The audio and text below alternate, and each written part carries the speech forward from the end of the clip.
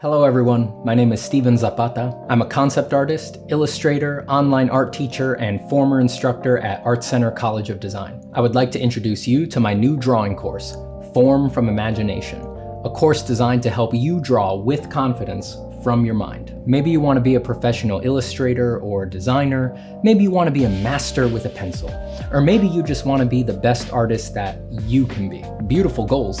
But it's not always clear how to improve the work that you do from imagination. Over the past 6 months, I've taken all of the little eurekas, tips, and essential exercises that gave me confidence drawing from my mind and compiled them into a sequential course. We start with the absolute foundations, covering the scientific nature of light and shadow, how to hatch, how to create flat tones, how to render spheres and cubes, and step by step, we move through combined shapes, complex shapes, organic shapes. We cover how to simplify extremely complex subjects like the head into basic shapes so that you can handle them more easily from your head. We look at how to understand and treat details. And by the end of these 14 chapters with over 50 video lessons, you'll be ready to do complex designs from your mind with fidelity and energy. And all the demos are done in pencil on paper, so you can do all of the assignments even if you don't have a fancy digital art setup. But I also have demos, instructions, and modifications to the assignments for those who do want to do them digitally. Here's how it works. Go to formfromimagination.com and sign up for the course. Download the assignment book and start watching the lectures. Do the assignments at your own pace. Take your time with them and use this self-study to develop your patience. When you're done, post your assignments in the exclusive community hub, and I'll personally critique your work with drawovers, diagrams, and advice.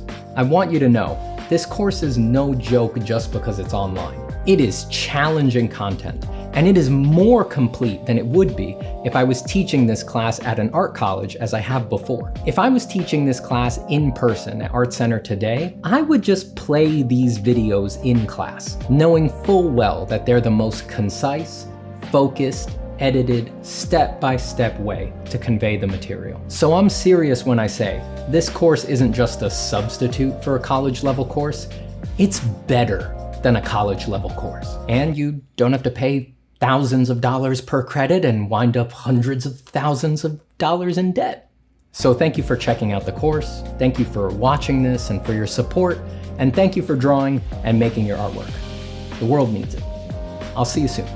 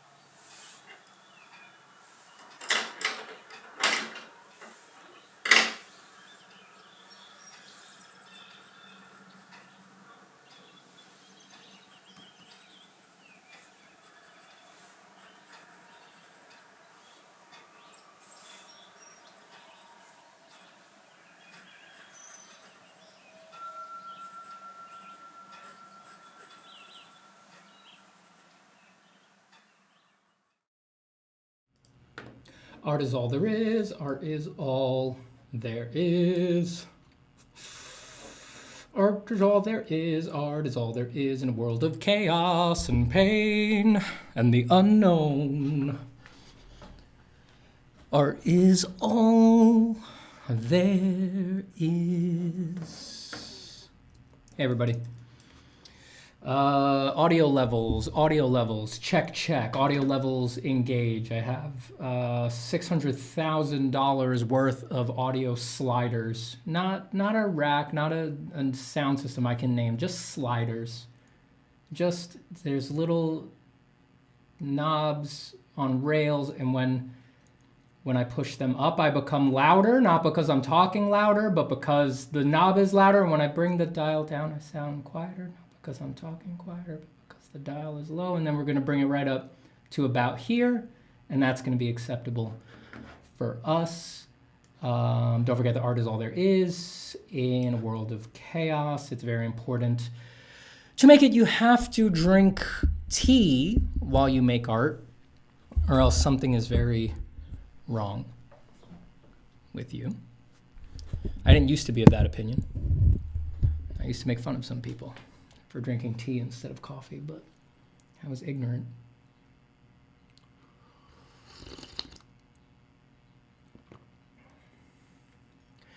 Where do you live, Stephen? Looks peaceful. Is it impossible to do art in a noisy environment? I don't live in a peaceful place. The countdown clock is not where I live. I went on location to film that.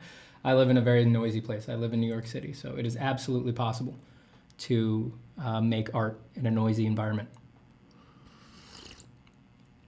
Nabs, Lucas Falls, Atale Polat, Renola Dominguez, hello everybody, Blue Bean, the power of Blue Bean in my dreams, Canis, Patrick Kirby, someone's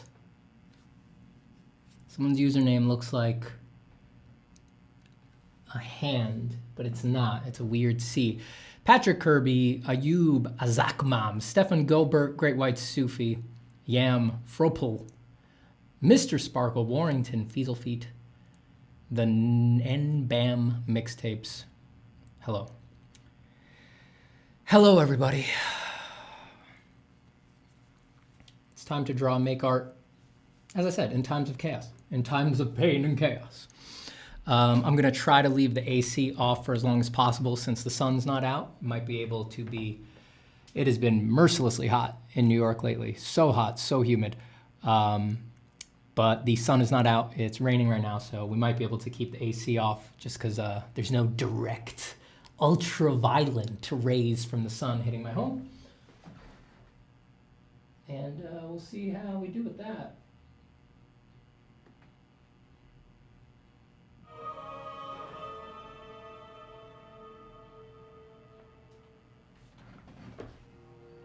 You guys let me know if the music's too loud or anything.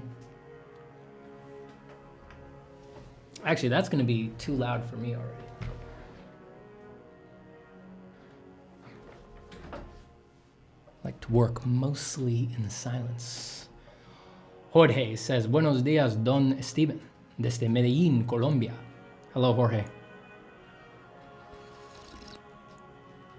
Greetings from Nueva York. Spare a thought for Euros with no AC. I see you guys though. Remember I was in Italy a couple years ago during one of their strongest heat waves in recent memory. It was getting up to, in Fahrenheit, they were measuring in Celsius, but it was getting up over 100 degrees Fahrenheit for days on end while I was there visiting Florence and Rome. And yeah, I couldn't believe you guys don't have ACs. I was staying in an Airbnb that was used to accommodating Westerners, so it had an AC, but like everywhere around us, there was no ACs hanging out of anyone's windows or anything like that. But you guys also seem to hibernate during the day in order to adjust. I saw all the Italians leaving their homes for dinner, no lie, at like 11 p.m. And the restaurants out on the street, all the tables were still packed at midnight, 1 a.m. And even at midnight, it was like high 80s, low 90s, even at midnight. It was crazy. Destiny soundtrack, I hear. You got it. I don't know what's gonna... I've got it's shuffling a few things, so we'll see what else is on there. We may I get very easily annoyed and distracted by music, so we may pick a specific soundtrack that lets me just focus at some point, but for now we'll just let it shuffle a bunch of stuff. I'm Italian, and yeah, temperatures are extremely high right now. It's like 40 degrees Celsius outside right now. Yeah, you guys are troopers. I was like, can't believe how hot it gets here. I went to visit Pompeii in that heat wave, and that felt very primal. I'm like hiding from the 105-degree sun in the shade of crumbling ruins. I was like, this feels vaguely like I'm in a fantasy story right now.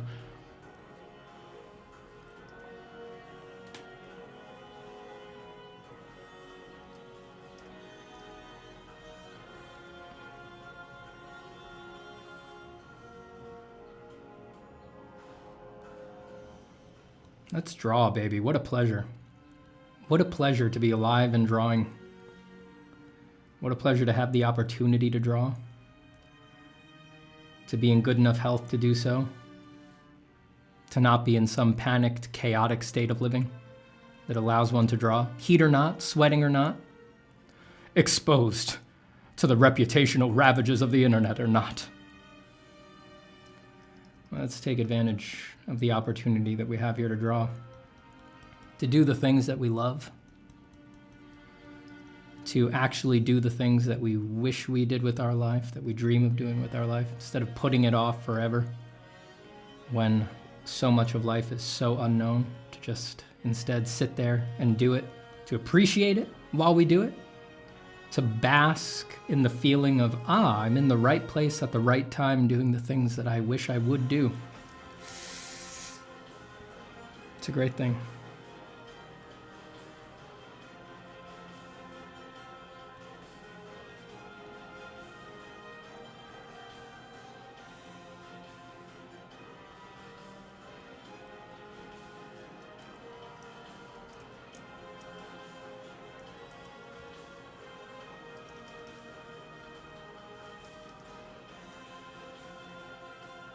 Ooh, it's already getting very hot in the studio. I'm gonna try to ride it out. I'm gonna try to ride it out for you folks today. I'm just gonna sweat, sweat, sweat. How are you doing these days, Stephen? Oh, you know. I mean, life is, life is full of surprises. Like I just said, life is chaotic at times, but drawing is always, at least in my experience through my whole life, no matter how crazy things get, moments spent drawing are refuges, just little shoals of peace and tranquility, and even more than that, fun. To feel fun, to have fun, even when things are up in the air or chaotic or something like this. It's just always happy when drawing.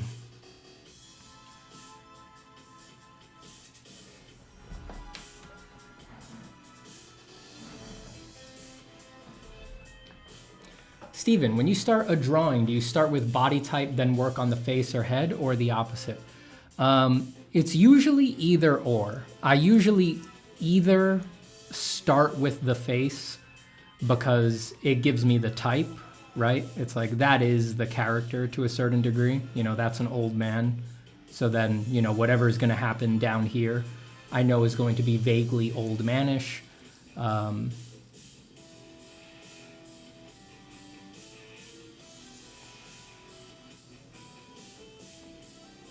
That silhouette is like an adult, or is an adult. So it tells you a lot just doing the face.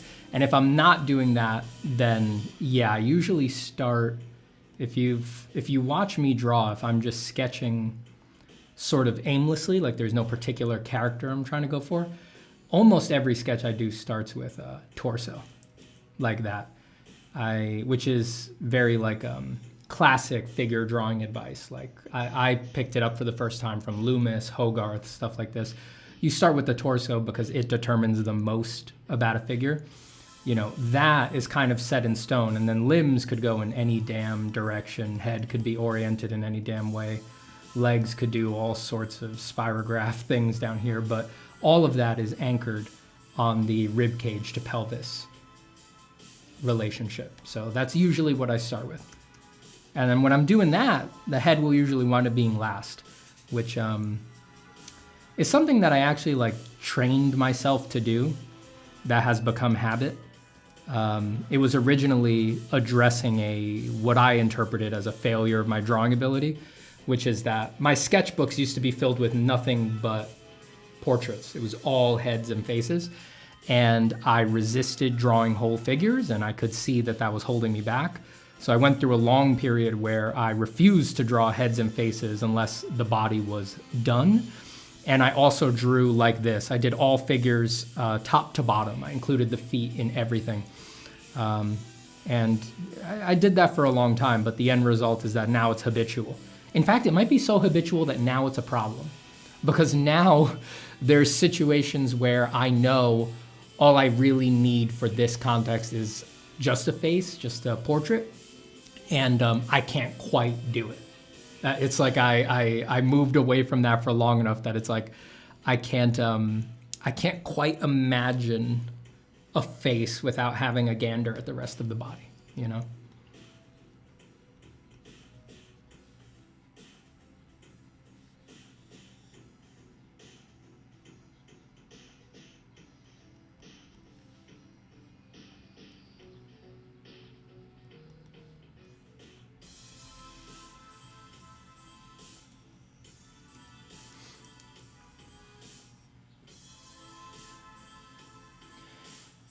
Steven, tips about how to design interesting silhouettes for a 2D character concept sheet. The advice I always give for interesting silhouettes is work in a lineup.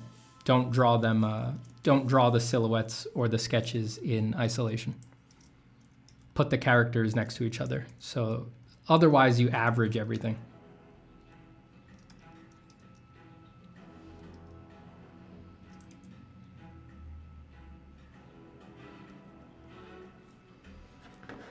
Let me open my sketchbook file here.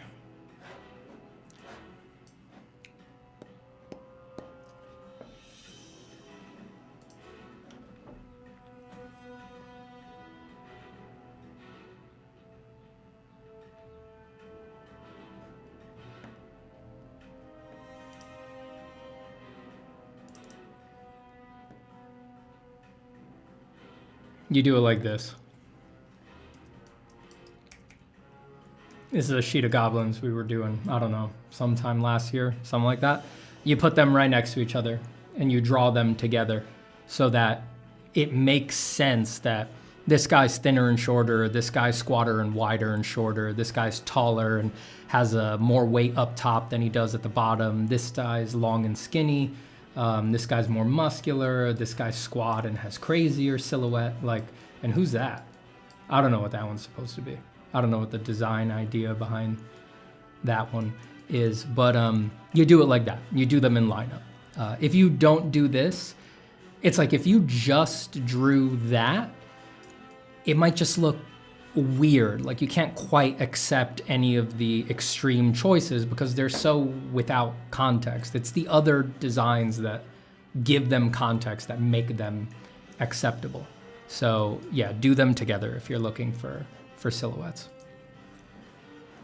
I'm gonna do that right now. This sheet is gonna be a bunch of sketches that are like this guy, but different approaches. And they'll be right next to each other to help me differentiate them.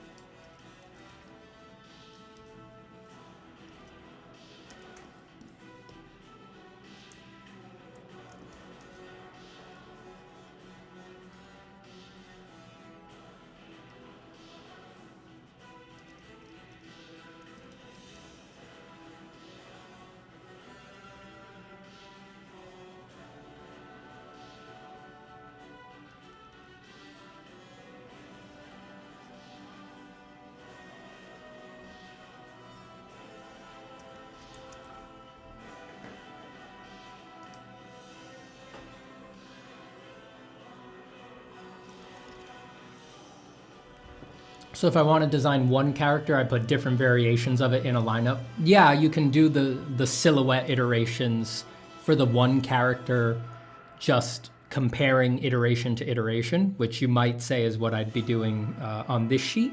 But there's almost no story that's just one character, right? Almost all stories have a character against another character or something like that.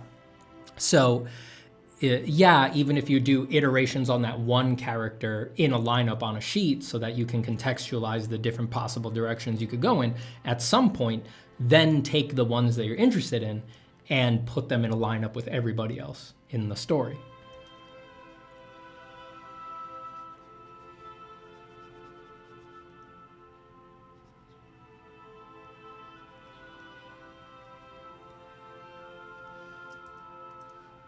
Dude, I can't believe how it's so hot in New York. I mean, I froze this room for a couple hours before streaming.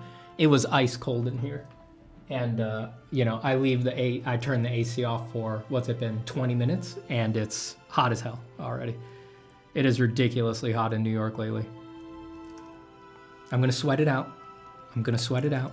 I know you guys hate the air conditioning sound. You guys would rather see me suffer than hear a low humming in the background. I know that.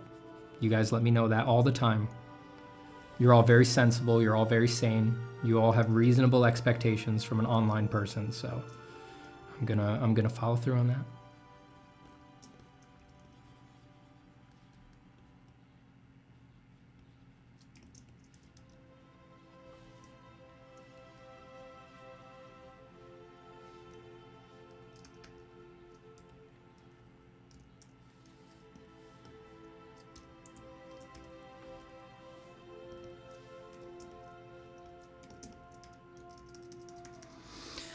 What do you want? What do you want from me? Oh, Photoshop. Go on, crash like I give a fuck. Go on, just crash. Just do your thing. Let's all give Photoshop a bunch of attention. Attention-seeking Photoshop. Always crashing, just for attention.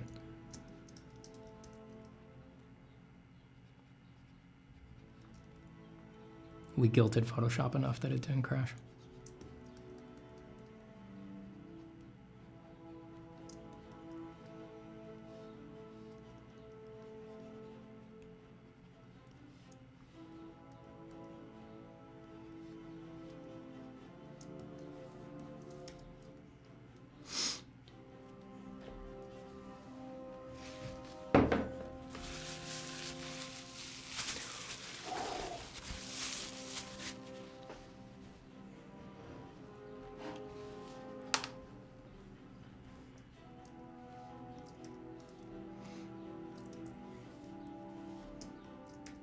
Trebor says, watch your profanity.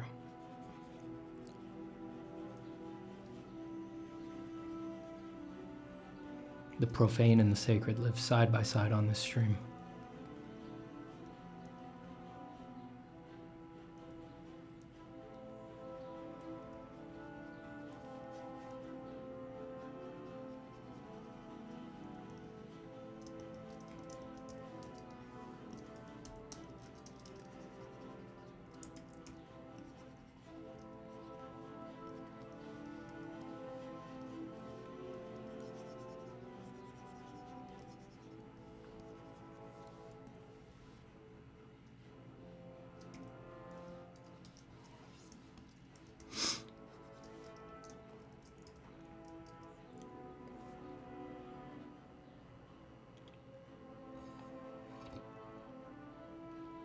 Steven, I'm having a problem starting a figure from imagination, but when the block of the body is done even at 20%, I can work on it with comfort.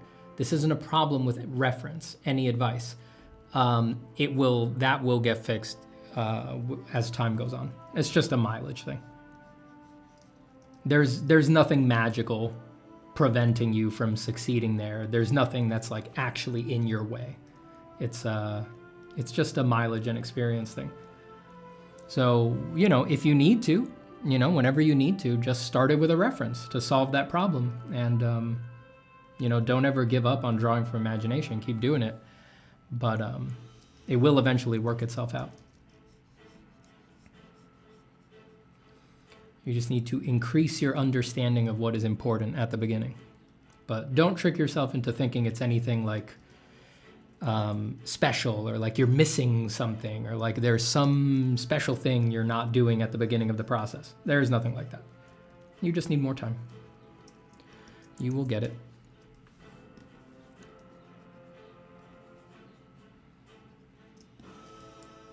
And thus decreed, so it is. Stephen's wisdom spread throughout the land, and all people knew that his words were good. Millions, billions of artists all around the world tried his incredible techniques and took his advice and discovered happiness and peace on the other side. Many people named their children after him, and Stephen was bestowed and blessed with all the greatest medals and honors that anyone could ever ask for. He was given thousands, millions of honorary PhDs from the most prestigious universities in the world, and radio show after radio show interviewed him and, in fact, let him run the show after a little while. I love him a lot. He's really great. I mean, I'm the narrator of this documentary about him, but I'm also a huge fan, and he has done so much to help me with my art. Thank you, Stephen. Thank you. Let's look at some pictures of him when he was a baby. Wow. Wow. Even then, you could tell there was something special about this guy.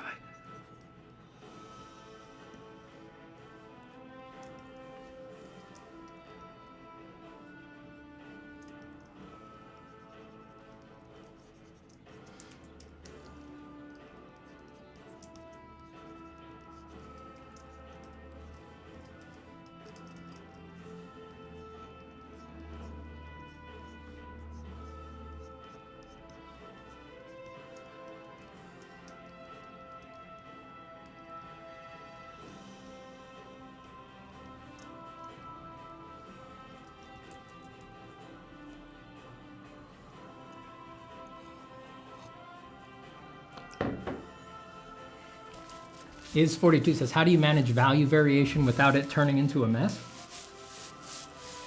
I mean, it's really mostly about...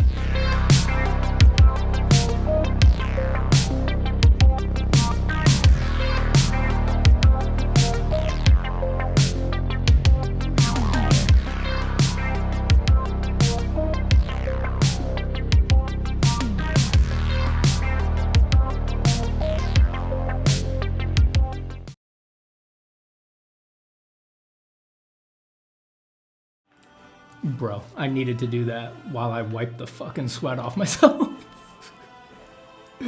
I really just needed a few seconds to just fucking wipe myself down.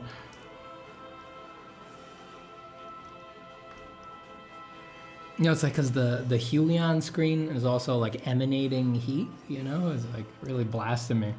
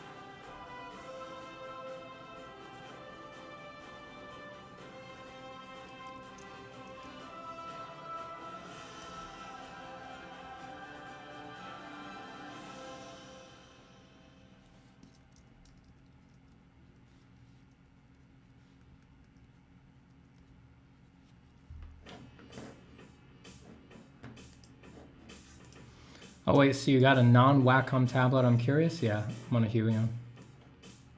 Because they all, the reason for that is that they all suck.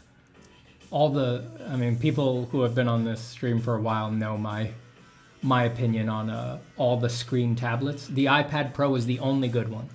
Everything else is upsetting trash. So get the cheapest one you can.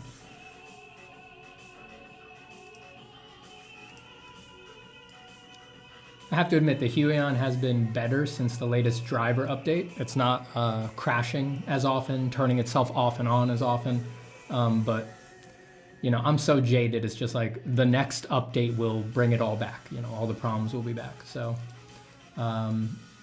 yeah, just get the cheapest one. The Cintiq is like, is the Cintiq a better product? Is the Wacom Cintiq a better product than the Huions? Yes, but that difference is the Huion is a 2 and the Cintiqs are a 3. So it's all garbage product. The iPad Pro is the best, but it's currently held back by the fact that, you know, it can't run desktop apps. You know, Procreate's a great program, but it just can't,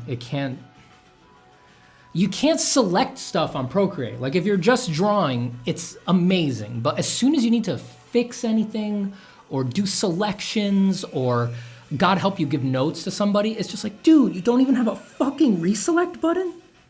You don't have a button to reselect last selection? Like, what are you doing? Easiest fix in the world. I mean, it's not good for file management. That's what I call all that stuff. Fixing things, moving layers, doing adjustments, file management. That's what I mean by file management. Procreate can't do stuff like that. Photoshop is not full desktop Photoshop on the iPad.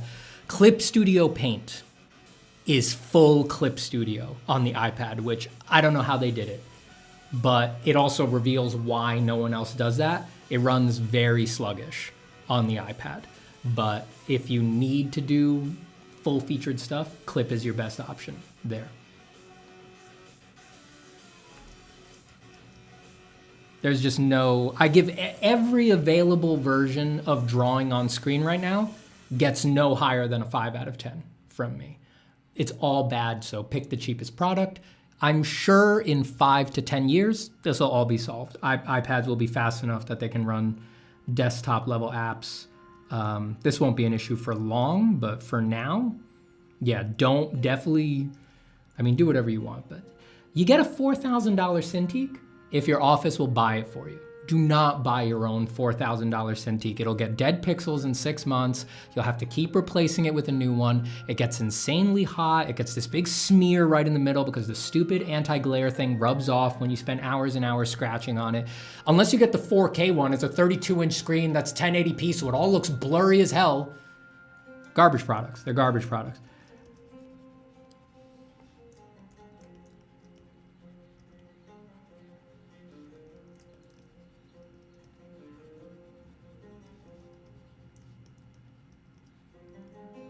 This is why I never accept, companies email me to send me tablets and stuff like that. And this is why I never accept it. Like, no. All your products are bad, and I need to be able to tell people that they're bad.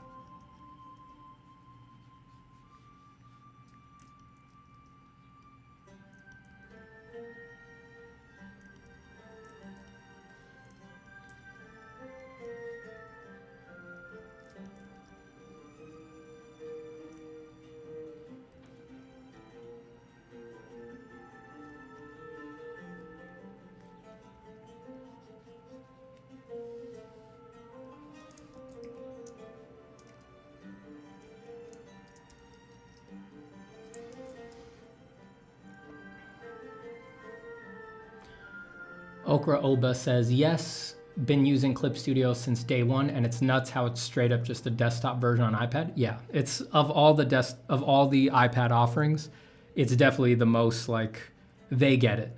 They're just like, yeah, you need to be able to just do everything the program can do on here.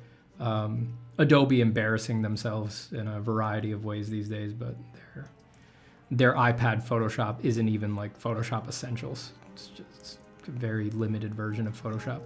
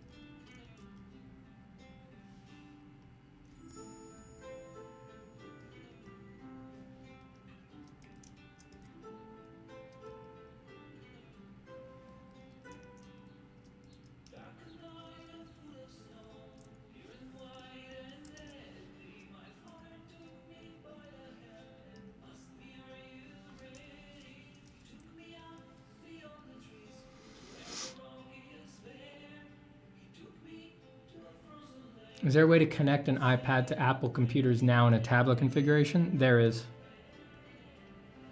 There's apps that do it. I think there's... You can also... there's apps that do it. Just turn it into a straight-up graphics tablet. One of them is called AstroPad, I want to say. And there's also... you can also extend your display onto your iPad if it's plugged in. And then it's not really a graphics app. It's like you can move Photoshop over there and draw in it with the iPad, but you should be aware that it doesn't work the way you're used to using Photoshop in with a tablet. Like one of the important things about Photoshop on a desktop for me is mouse hover. So I know you can't see my pen, but where I'm wiggling the cursor, right? I'm not touching the screen, but I can still see the cursor and I can see how big it is, right? I'm like a centimeter away from the screen and it tracks my pen. You will not have that when you extend to the iPad Pro, because the iPad Pro doesn't do that. Actually, I think the new ones might, but I don't know if they do mouse hover when they're in screen extending mode. I haven't looked into that. But yeah, as far as I know, they won't. And you won't have that when you move Photoshop over there, even if you're moving it from, you're just sliding it over from your desktop. And that has always bugged me. You know, it's like that makes me feel like I'm not really using Photoshop the way that I'm used to.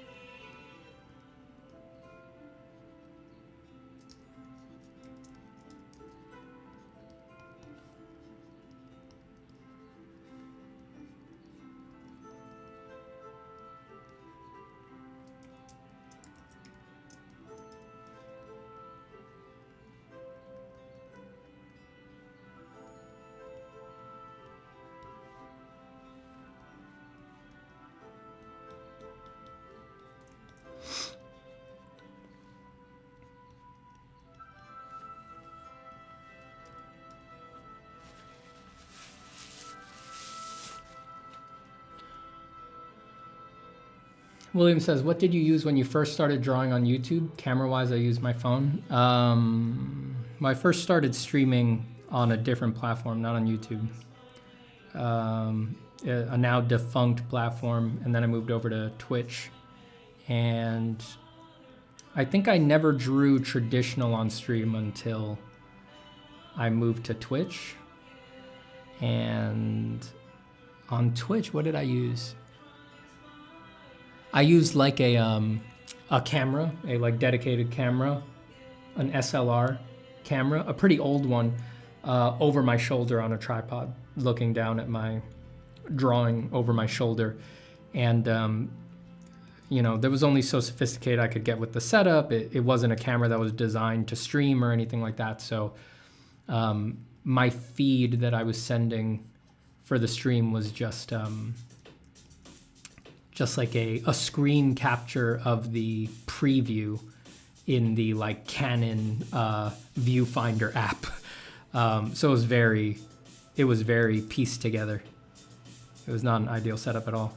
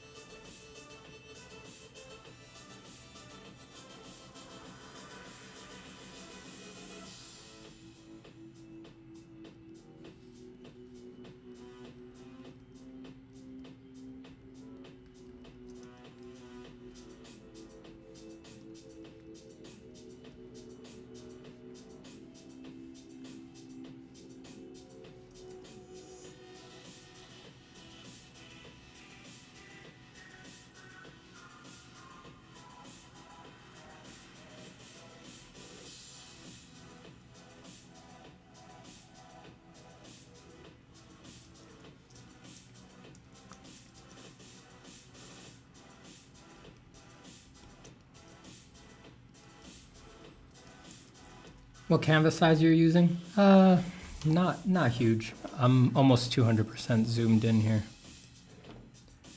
7200 by 5400.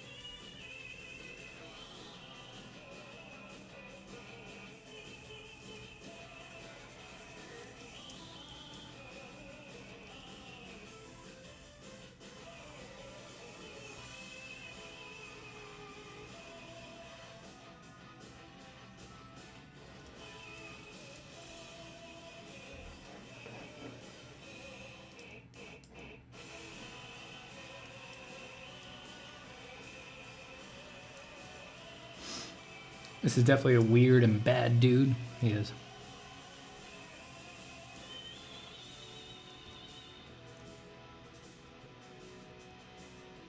Trying to do some different stuff with this project, stuff you don't usually see.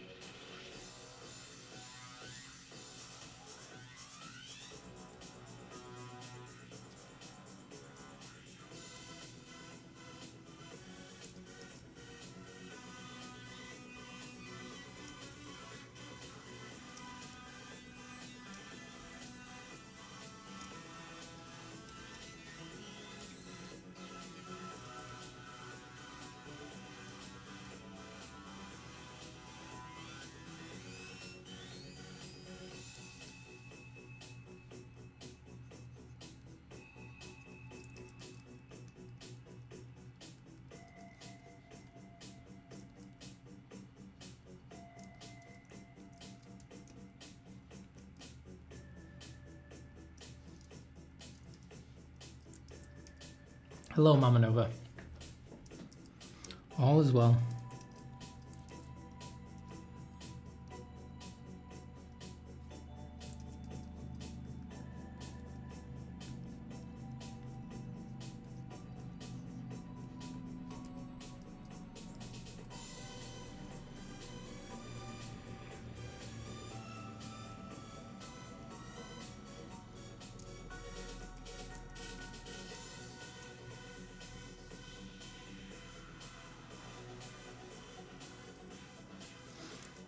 What tutorial do you recommend for learning figure drawing anatomy? There's no one thing to recommend. It's such a vast concept that you're gonna have to look into a bunch of things and find what interests you. You know, what teachers align with you, what aspects you wanna focus on. There's definitely no one thing to recommend. Places to start would be, you know, Proco has a free figure drawing series on his YouTube. If you look in his playlists, you'll find it. Steve Houston has some good free beginner figure drawing advice around, both on New Masters Academy's YouTube and on his YouTube channel. There's no lack of people teaching figure drawing online, figure drawing broadly construed. And it's less about what a teacher can tell you. You know, there's a few upfront things that will be useful to hear. But beyond that, it's practice, practice, practice, practice. I would, you know, however you schedule your time, if you're trying to go through a strong figure drawing focused period, set aside an hour or two a day, or not in a day, but in your practice session. It doesn't have to be every day. But set aside an hour or two in your practice session. I would advise after being creative, not before, to crack open some photos or go to a figure drawing class that you might have nearby and just sit there and study. And when you study, draw the whole figure, top to bottom. And don't just do quick poses that are, I would describe a quick pose as 20 minutes and less, which unfortunately is the max that a lot of classes will have happen, because most people feel deeply uncomfortable after 20 minutes. And that is why there's great and rare treasures on the other side of 20 minutes. So make sure to schedule into your time some figure studies at that point, probably that you do from photos, that are 2 hours to basically very long, like a week on one figure drawing. But for anybody who's serious about drawing figures, you should spend some considerable amount of time getting comfortable spending 2 hours on a figure drawing. Which for something as complicated as the figure is really not that long at all.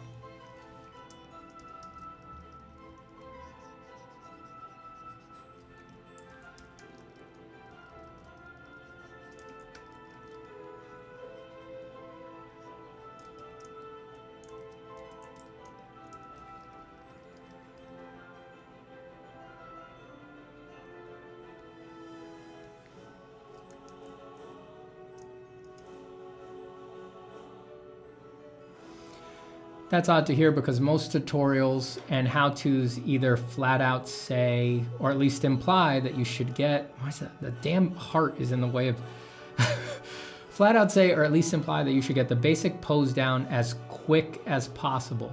Yeah, most tutorials are made for quick sketch, and you know, I'm not giving really advice here for people who draw like animation and stuff like that. I think a lot of figure drawing tutorials and things like that are focused on, or at least online, are very broad, are trying to hit as many people as possible. People who are interested in animating and things like that are definitely a huge thing, and speed might be more important there. But for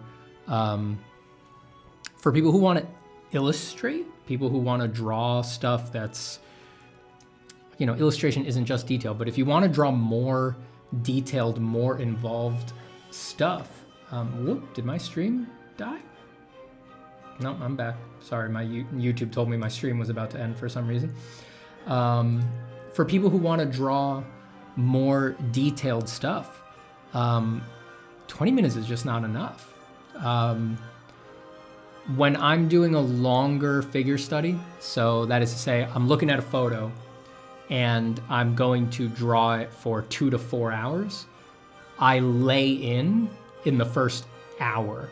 And if you try to lay in the first 20 minutes of a 4-hour drawing, it's guaranteed you're gonna fuck it up. Like you're not gonna, it's not gonna, there's just no way you thoughtfully considered all of the proportions, the length of this to the width of this to the height of this, and got all the structure in place and all that. It's like, no.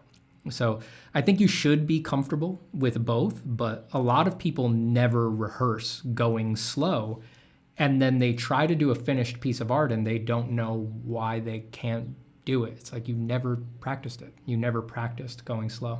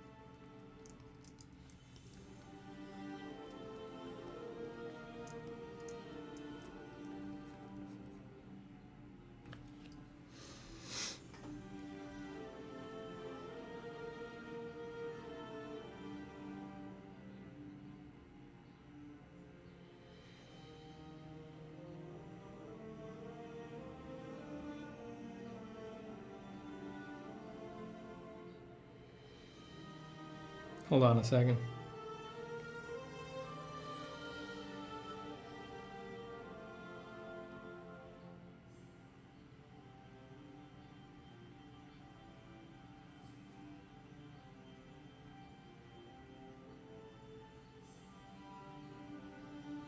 Okay. Ooh, I'm sweating. It's freaking hot in here.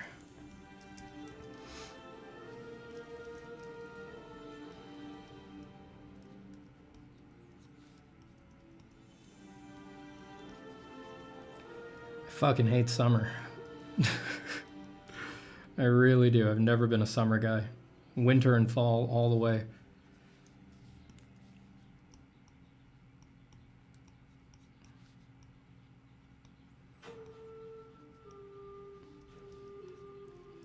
My dislike of summer has only gotten worse since I started doing more stuff online. The noise of air conditioners, having to avoid that noise, so just sweating while working. Winter and fall all the way, man. Screw summer. Spring's good too, but I don't like it because I get allergies in spring.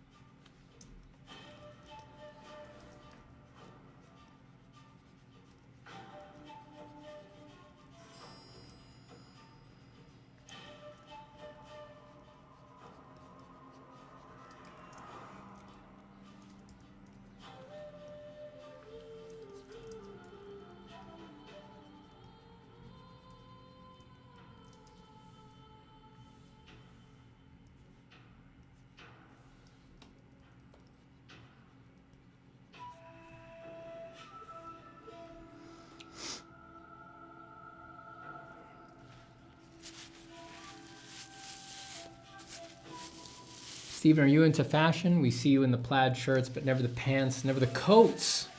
I'm not. I'm interested in fashion as an element of design, but I'm not interested in wearing it. I'd rather draw a cool shirt than wear a cool shirt.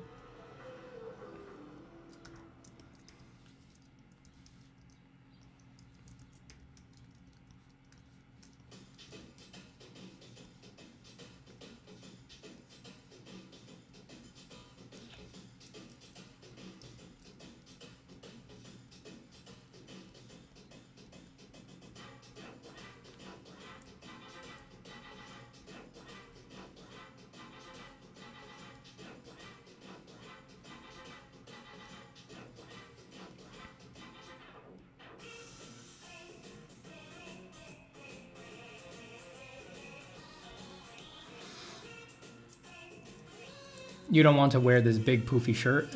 Maybe at Ren Fair, but day to day, no.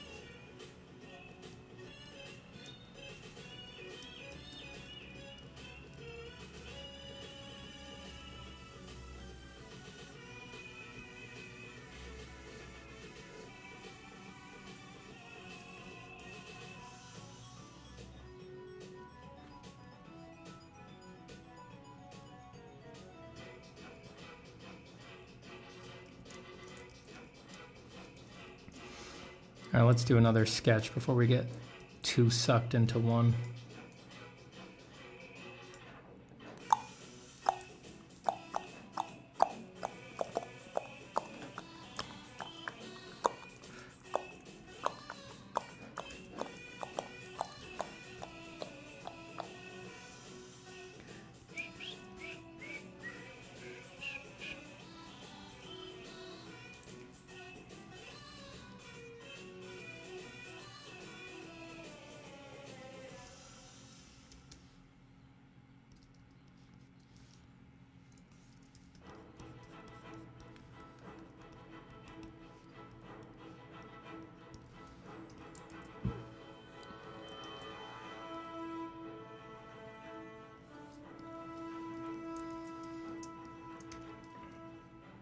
No, keep working on him. He's amazing. Thank you, Sansia. But I can't. You can't get married to one design when you're trying to design. It's always good to get the initial idea out. See if that initial idea is good, but gotta keep exploring. We can always get married to him later. We can always put the wedding ring on his. I mean, if the, so. There'd have to be another, so it'd be like, we can always put the wedding ring on him later and marry him. You know, he'll always be there waiting in our files. We must search.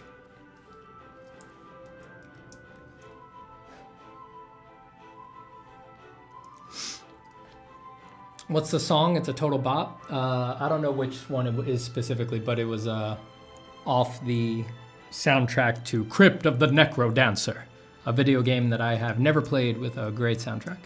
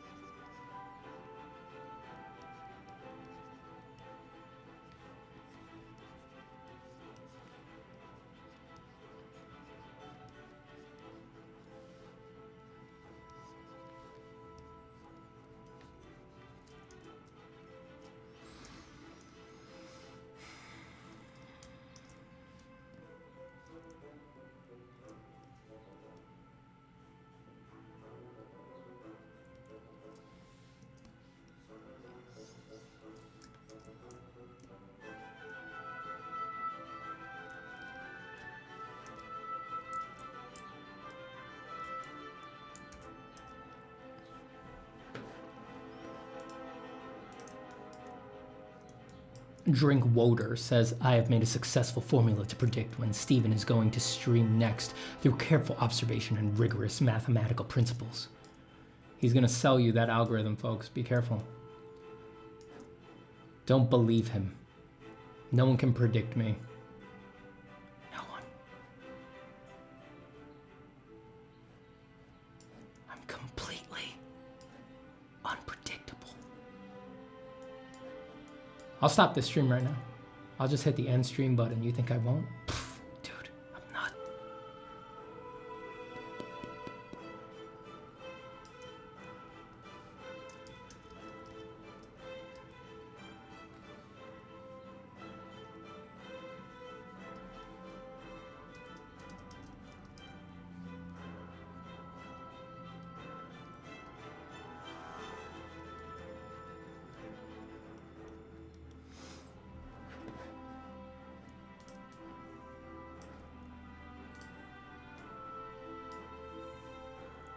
Hello, Stephen. I've been studying Eliza Ivanova's work a lot. I have all her books. Do you think she's a good artist to study? Of course, she's an amazing artist. I mean, for didactic purposes. I think you should study anybody you like. If you like them for a reason. So don't think of it as like, am I learning the right things from this person or anything like that? Think of it as, if you're studying them, like you're looking at their art a lot, copying their drawings, it's like, what you're doing is you're trying to figure out why you like them when you do that. And you're trying to bring that down to brass tacks and integrate that, you know? So you might begin studying somebody, like, let's say you love somebody's work, but you couldn't actually say why if you needed to write it down. You couldn't be like a critic writing a review of their work. You might start copying them, and then you might realize that what you love is the shapes, for example. So that's one piece of data. But then you can say, all right, I love their shapes, but then there's another question. What makes their shapes good? Like, how do they use their shapes such that I enjoy it? And then you could continue studying their work and copying their work until you get that data point, until you come to a conclusion about what it is about their shapes that you think makes you like them. And what's interesting is that the conclusions that you come to, unless you're in conversation with the artist, might not at all be what they're thinking when they do shapes and things like this. So it's actually a very personal endeavor. It's like you're copying and you're studying to understand your interests. And in that context, there's really, there's no right way, no wrong way, no bad person to study. It's like a bad person to study would be an artist that you don't like, like someone whose work you don't find interesting, you don't think is cool.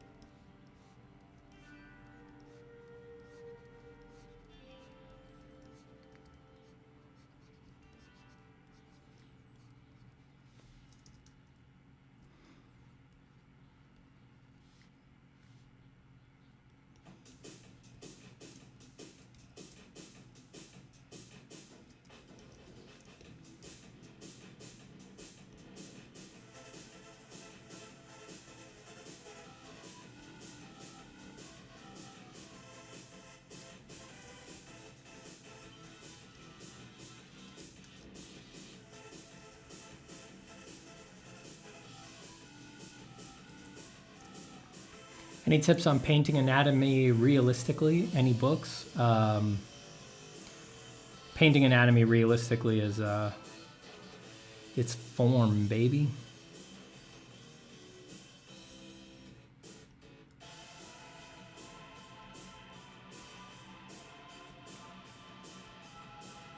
Like if you mean really realistically, like real, it's like you got to understand form. It's not just about knowing what muscles are constituting the surface. It's about the form, understanding the principles of form.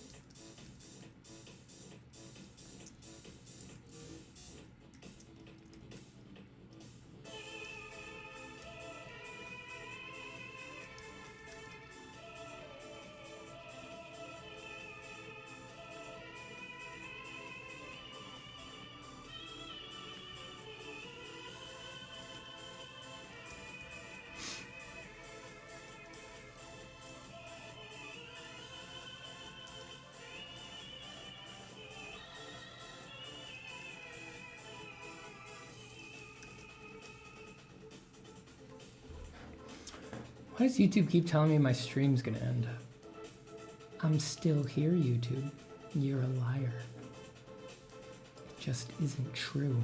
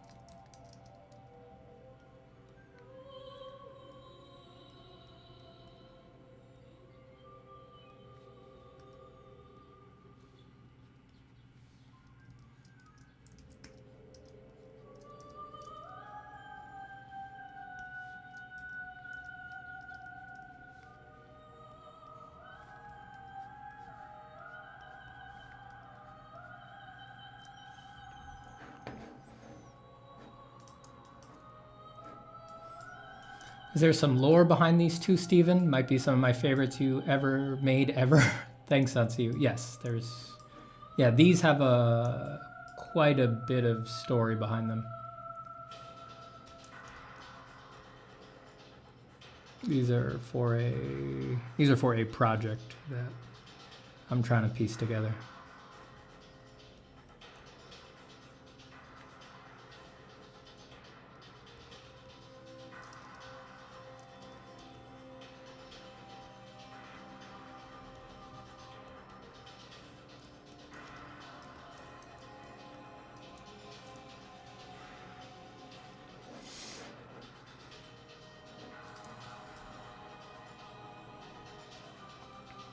Is he a superstar? Yeah. Yeah. That makes a lot of sense.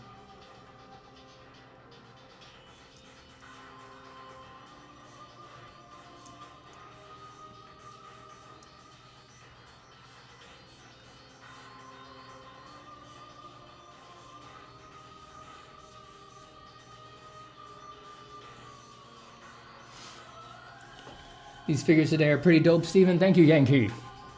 Steven, some of my cats don't get printed into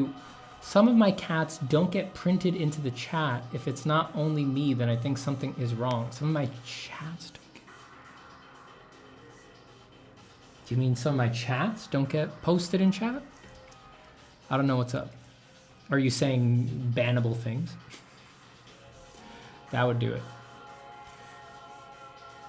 What do you mean when you said draw creatively before doing studies, like from imagination? Yeah, just my advice, I mean, do whatever works for you, but the general advice I give people is, I think for most people, the first part of your sitting, if you're gonna do splits, if you're gonna study and be creative, which for people who are learning is, again, generally what I recommend, be creative first. Give the best of you, the you that has the most energy, to the creative stuff, not to studying, not to doing anatomy studies, not to sitting there rendering cubes. That stuff is way less important and should get the weaker version of you, the more tired version of you. Your ideas, your creativity, drawing the stuff that you dream of drawing should get the best of you, should get you at the most energy, the most rested, the most energetic, the most fresh, with the least patina of disappointment built up on you. The best of you should go to your creativity. And then once you've ruminated and had intrusive thoughts and become quite disappointed in yourself, then go do some cubes and spheres and things like this.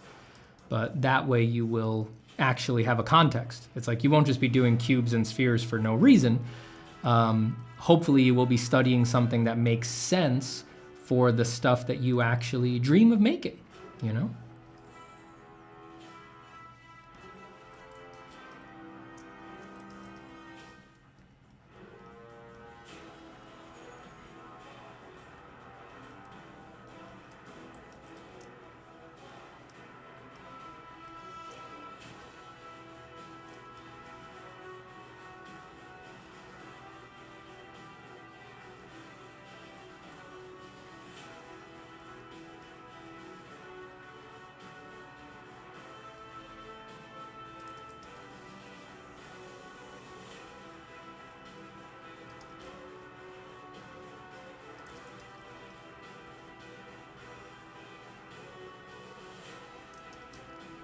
Let's reshape this sleeve a bit, just give it a more dynamic shape. Sort of at random. Don't really need it to make sense. I don't know what the physics and dynamics of slashed sleeves are, so just make it cool first and foremost.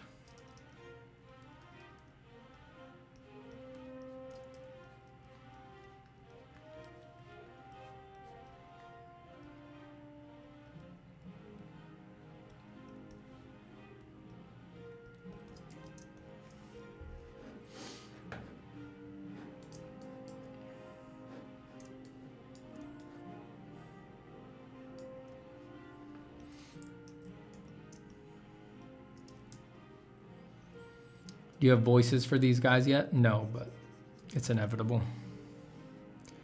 I will at some point.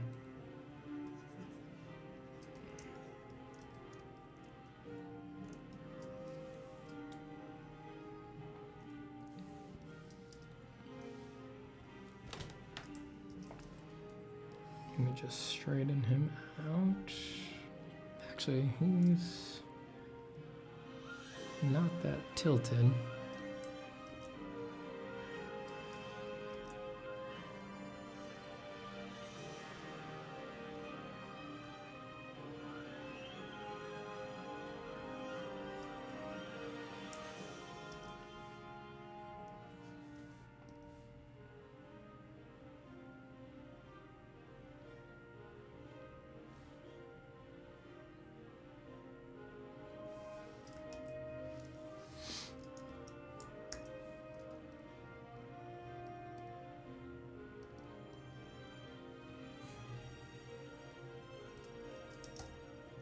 Oh, come on.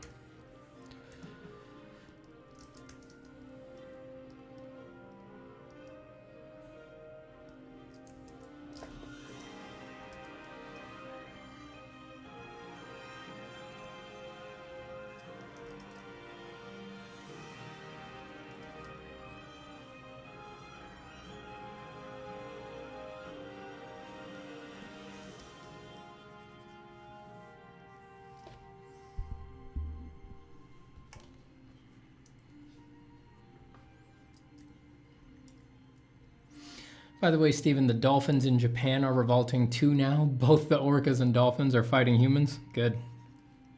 Good. Show them what's what.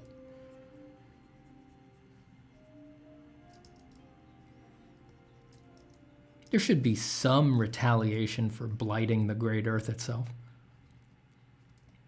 Just give them a little pushback.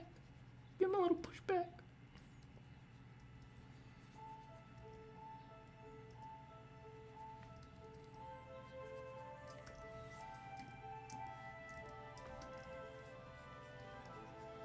If there's any dolphins listening, I'm just kidding. Like, I mean, you guys need to be, you know, have a serious conclave amongst yourselves and just proceed with caution, because I know we love you guys and we protect you guys, but when push comes to shove, when anybody fucks with humans, even amongst each other, we're like, just eradicate them, just get them out of the way. So I wouldn't want to see that happen to you guys. But fight. Fight.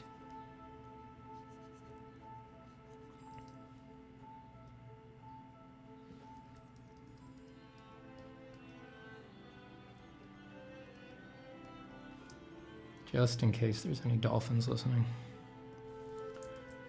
That's my advice to the dolphins.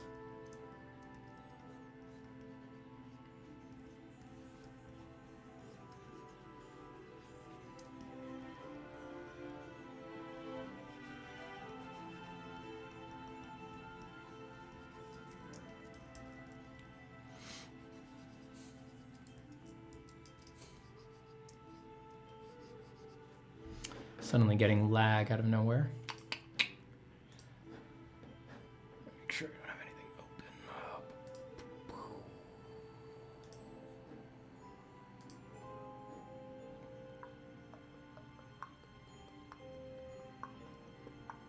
Need that, need that, need that, need that. Steven, do you like pineapple pizza? Yeah, I'm a sugar fiend, so any way you can sneak sugar on anything, I'm in.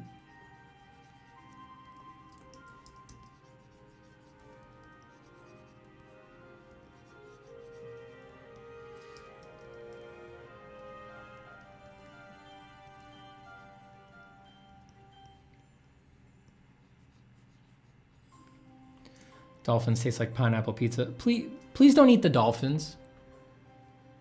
Please don't eat the dolphins. All right, I know you're very hungry. I know you're very hungry.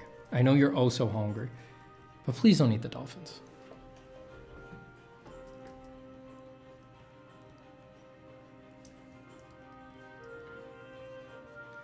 Just leave them alone, dude.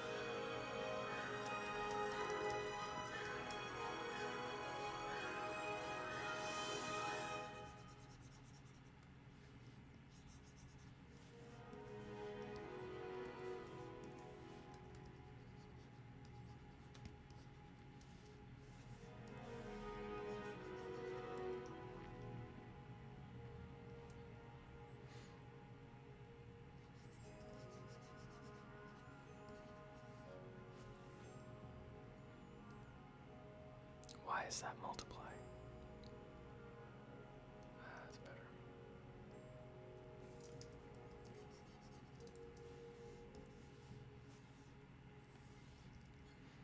Steven, are you a dolphin?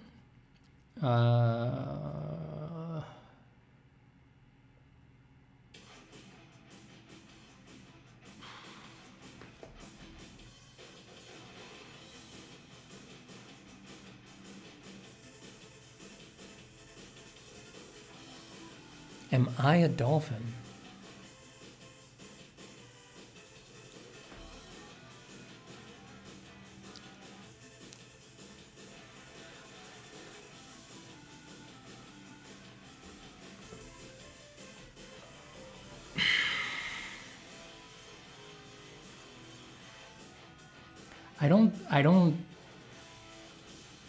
I don't think so.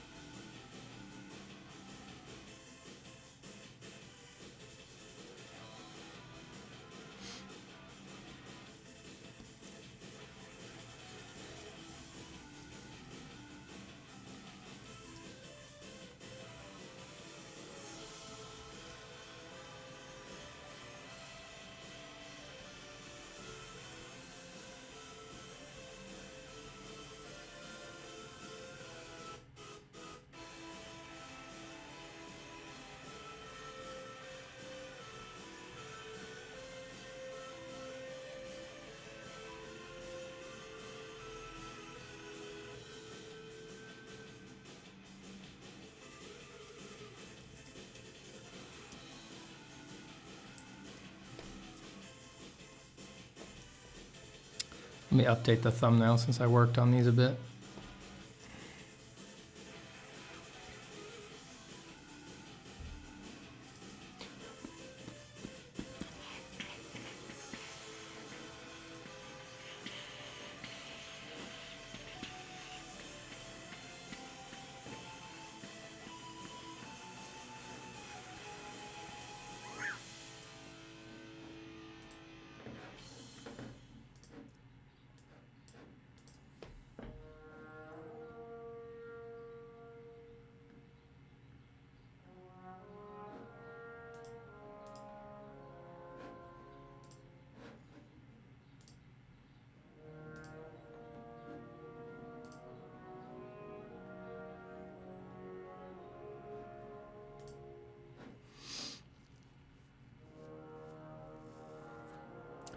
Zelda, Breath of the Wild, Zora design are interesting for humanoid dolphin-like people. Yeah, I actually quite like them. I say actually like it's surprising to like a design in Zelda. I just like how extreme they are. It's just like the body is very oddly proportioned and fishy, but then also they're just like the head is just a full stingray. What do you think about that? I'm like, green light. Let's go.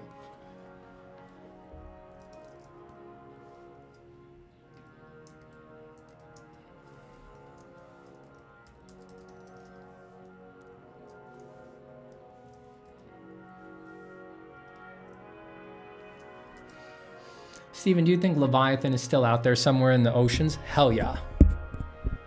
Oh yes. Oh my God, yes. Oh, he's out there. Oh, he is out there. And I will moor my new-foundered skiff in his scaly rind. under the glistening moon, thinking him to be some massy island off the Norway shore.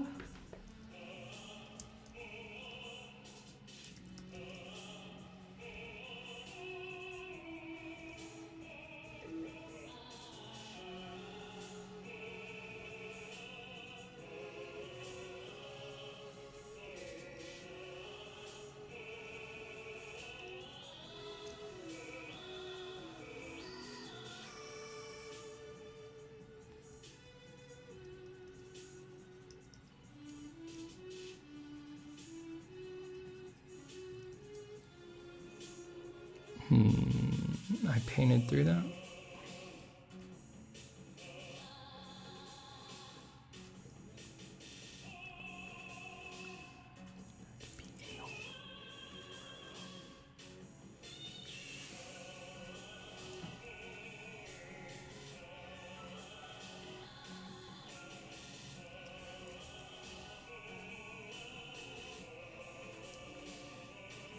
To be perfectly fair, Steven, I didn't figure you a Zelda guy, visuals-wise. Dude, Zelda was a huge inspiration for me when I was a kid. I mean, yeah, I've departed from that look for my personal work, but I'm still a huge fan. It's just not the kind of stuff I want to draw, but, you know, I grew up with that stuff.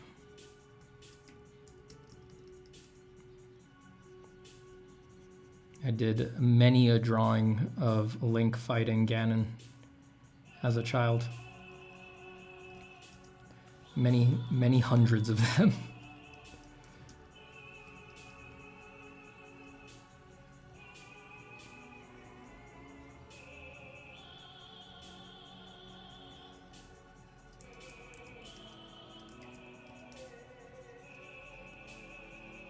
And yeah, some things are just, even if it wasn't from Zelda, it'd be awesome. It's just like, I think that new Zora design is really just kind of unique and brave, you know? There's just something brave about just saying the head is a stingray. We're good here, right? And everybody in the boardroom goes, yeah, I think we're good here.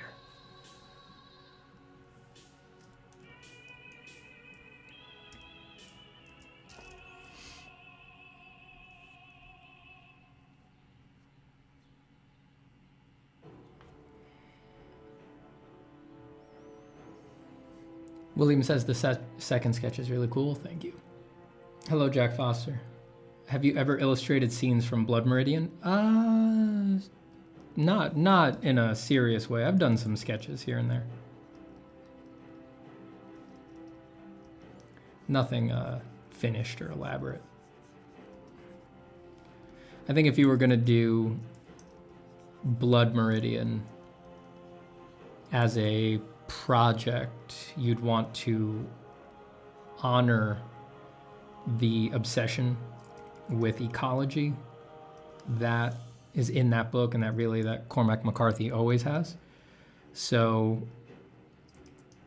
if you were going to do it for real, I think, at least for me, you know, art director brain on, you would need to nail the ecology. Like, it'd have to be real plants, real geological formations, the way they would manifest. I mean, you could play with them, but just like, I think if you wanted to honor that, because it's basically a theme of that book, is the obsession with the ecology, you'd need to, everything in its proper place, right? Like, no pools of water where there shouldn't be pools of water, no these kinds of rock formations where another kind of rock formation should be. I think if you really wanted to nail it, you'd have to honor that thematic aspect of Blood Meridian. The way to botch Blood Meridian is to just draw generic deserts. That would be fail, big F, because every page of Blood Meridian, Cormac McCarthy manages to wring out every possible bit of variety from what a desert could be, what the Wild West could be. I mean, every page is a different painting of a desert. sometimes blooming with life, sometimes totally desolate. When it's desolate, it's by turns yellow, red, blue, white. There's bones, there's no bones, there's things on the horizon, there isn't. There's, you know, you'd think this place is barren, and yet there's these surging uplifts of anticlines folding in and over themselves and painting the horizon with these party-colored striations of beautiful, analogous color schemes. I mean, you fuck that up, you fucked up the whole thing, you know? So you gotta nail it if you're gonna do it, if you're gonna do it for real.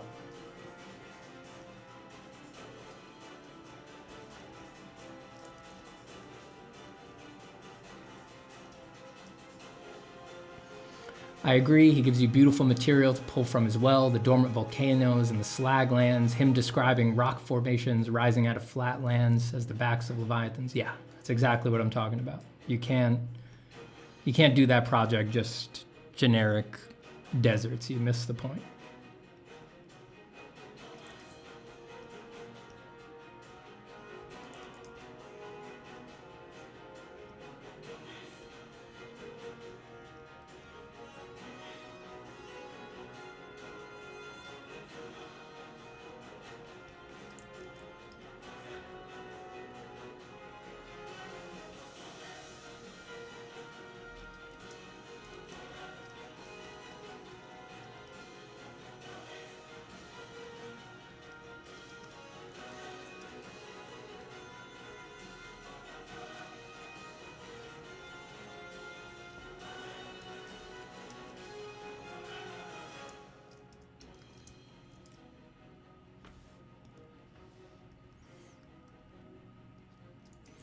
Have you seen some art that does that justice? I don't think so.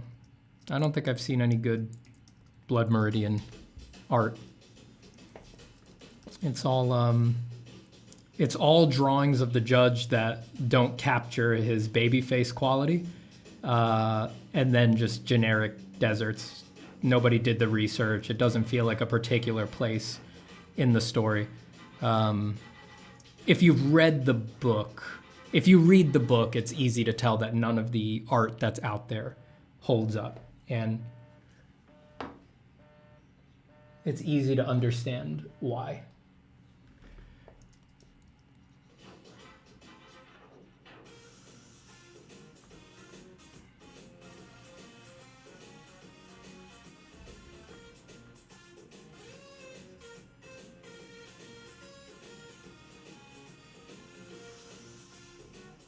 I got cynics and modern day James and Ahmed Al-Duri calling me right now. And it's like, dudes, can't you see I'm in the middle of something? I've got my own stream to run. And they're like, no, come do my stream. It's like, dog, I'm behind schedule. I gotta honor my shit here. Sorry, boys.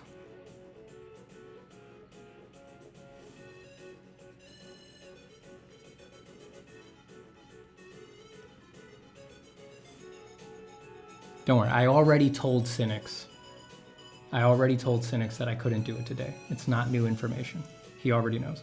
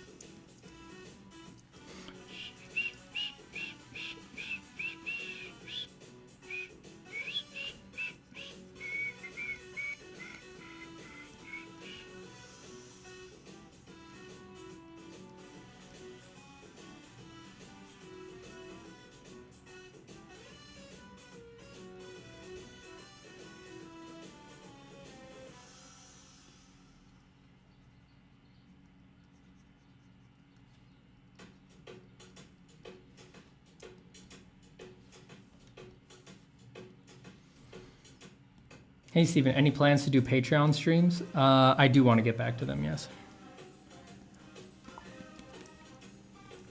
The Patreon right now is really just a grab bag of what I can fit in that month. It's a lot of behind the scenes shots. Sometimes I do patron-only streams. Sometimes there's Q&A.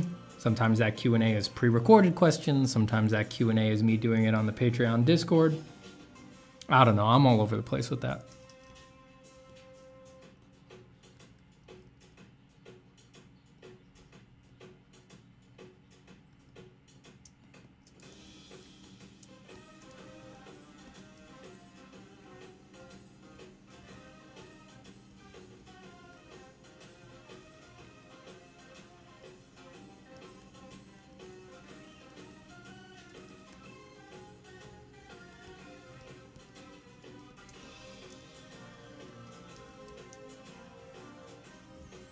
Hi, Doe.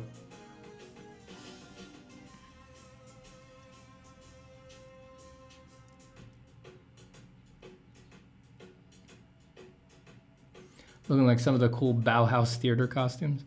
Yeah, definitely a strong theater vibe to these.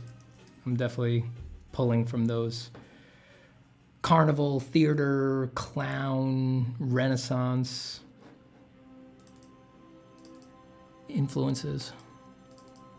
All that stuff is playing here. I'm not quite sure where I'm gonna land with all this, but that's why we explore. We explore.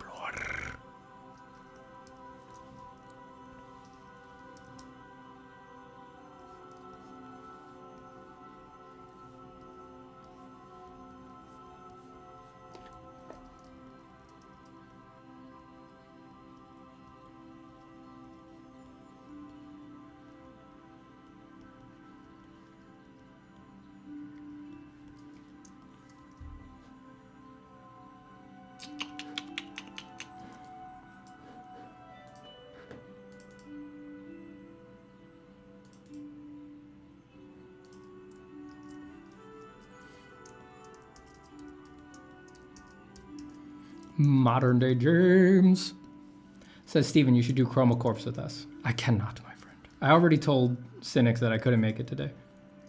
I gotta stay planted right here, doing God's work.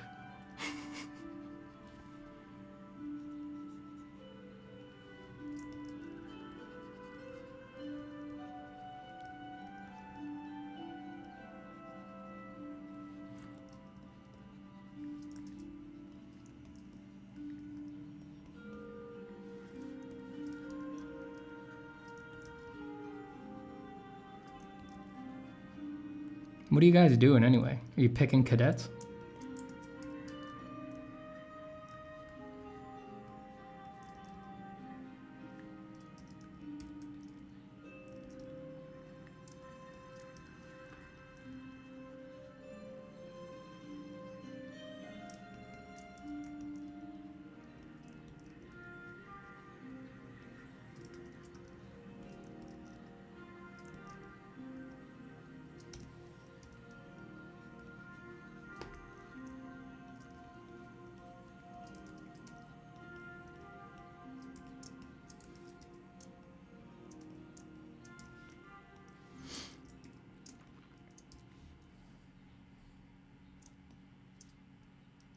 Oh, this SOB told me you were a part of it?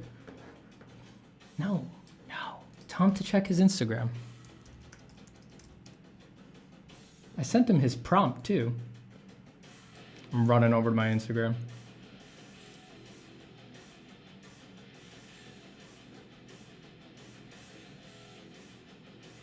Yeah, I did. I sent him his prompt and I told him that I couldn't do it today.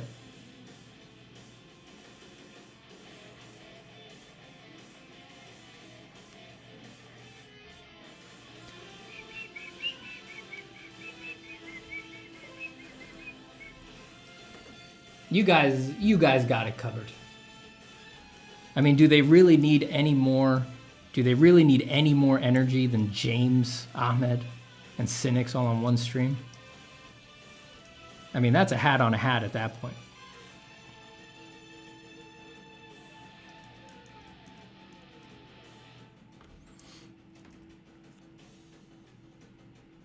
You should do exactly what you're doing. Thank you, James. James gets it.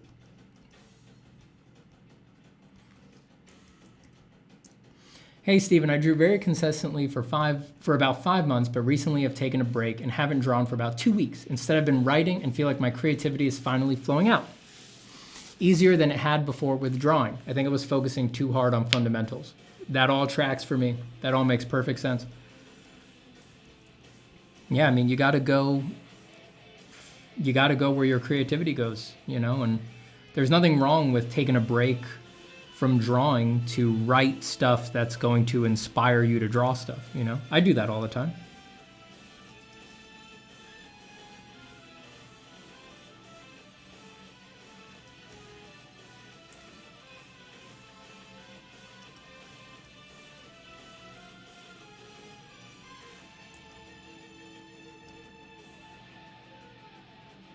You can do it, James. Reach deep, deep inside. Muster it up. I know you've got it in you.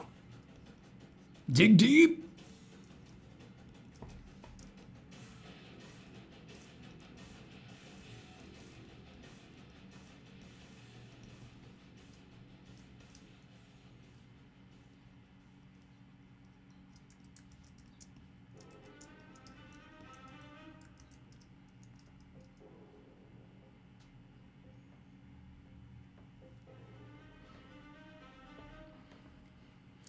Anthony Walker says, I'm doing master studies of my favorite artists. Finally started to let go of doing technical stuff for the sake of getting better, to leaning into what makes me happy. Good. Good. Yeah, it's weird that not enough artists these days, they don't spend enough time on themselves. Like, be more narcissistic. Spend more time figuring out what makes you happy instead of trying to please others. Be way more of a narcissist. Art's one of the few places where it's appropriate. Be like totally obsessed with what you think is interesting and spend less time thinking about what other people think is interesting.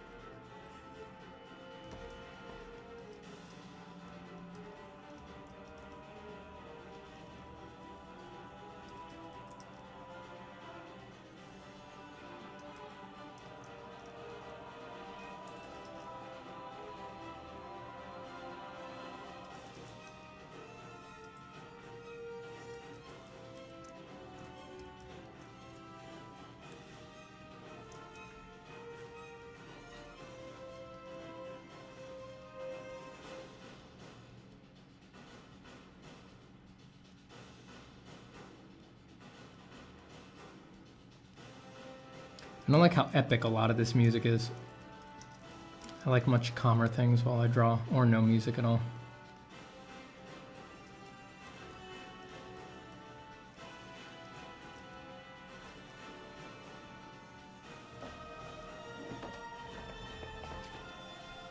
I'm gonna have to go through this playlist and pull out all the epic stuff.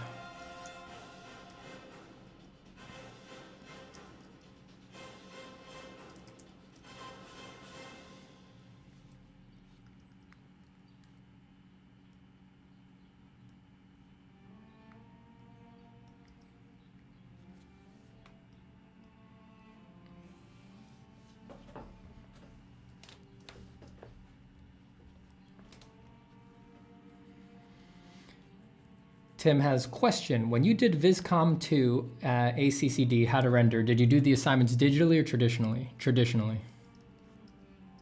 Traditionally in 3 mediums, marker, pencil, and chalk.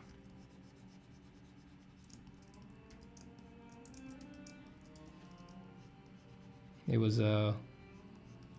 some old school hardcore shit.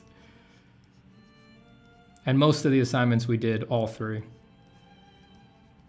We would do each assignment We would do each assignment like at least 3 times, sometimes 6. So it would be like 2 in pencil, 2 in marker, 2 in chalk.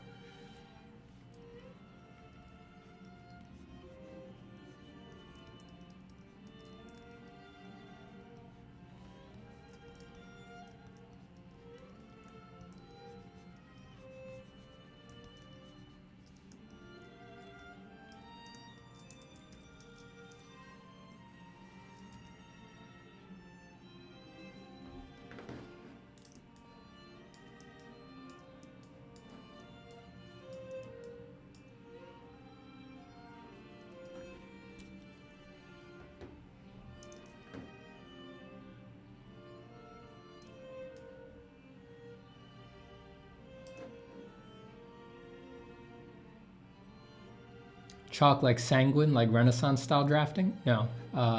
By chalk, I mean like pastel chalk. Like what it actually was sticks of black pastel ground up into a fine powder and applied with cotton pads. Not Renaissance style. It's a classic industrial design rendering technique. It was historically used to draw renderings of products and cars for a very long time.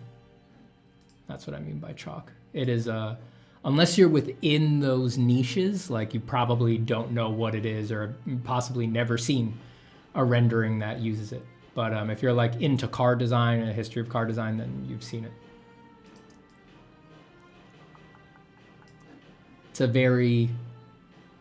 It's one of the most exacting ways you could render something. That's why they made us do it. You have to pre-plan everything, know exactly what you're going for. You have to cut masks for all of the edges and things like that. It's crazy making. It was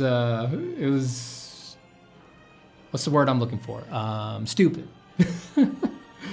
I mean, it has like a boot campy quality that makes you really focused, and it certainly makes some people quit, but it's you know, it's not really relevant anymore, you know. No one works like that anymore. No one did when I was in school. And no one thought you would be rendering that way. It was, you know, it was being done from that pedagogical stance of if you do it the hardest way possible, you'll really have it in your bones, you know. And maybe that's true. I don't know. I mean, I don't have a counterfactual for that since I had to do it, but.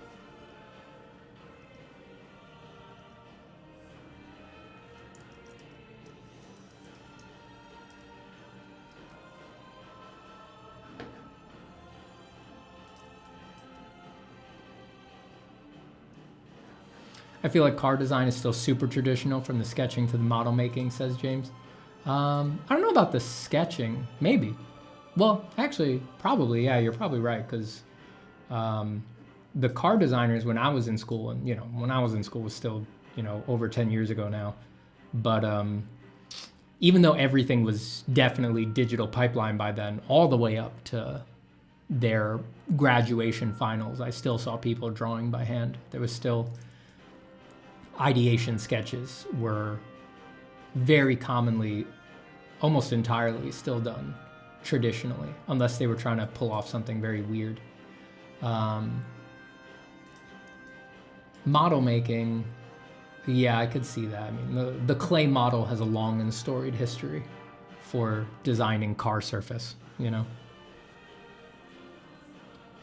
But even the clay model, I feel like, I'm talking half out of my ass. You know, I did go to a school that had a lot of this stuff and I was surrounded by it, but I don't know what's up in car design currently, like contemporary.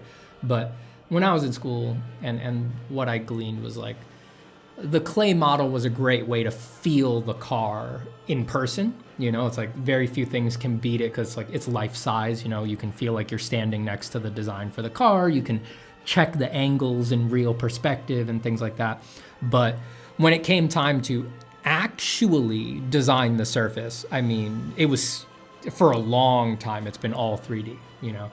You need to make a surface in Alias, you know, it's gotta be super precise, mathematical.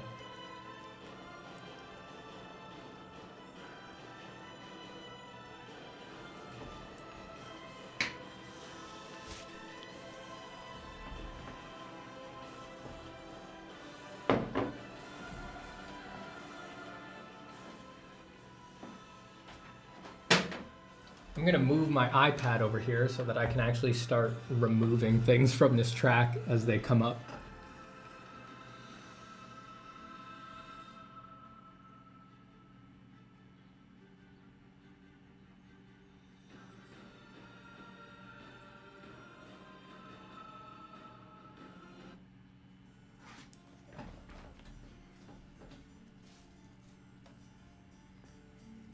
Bye, Amy's art. Hello and bye.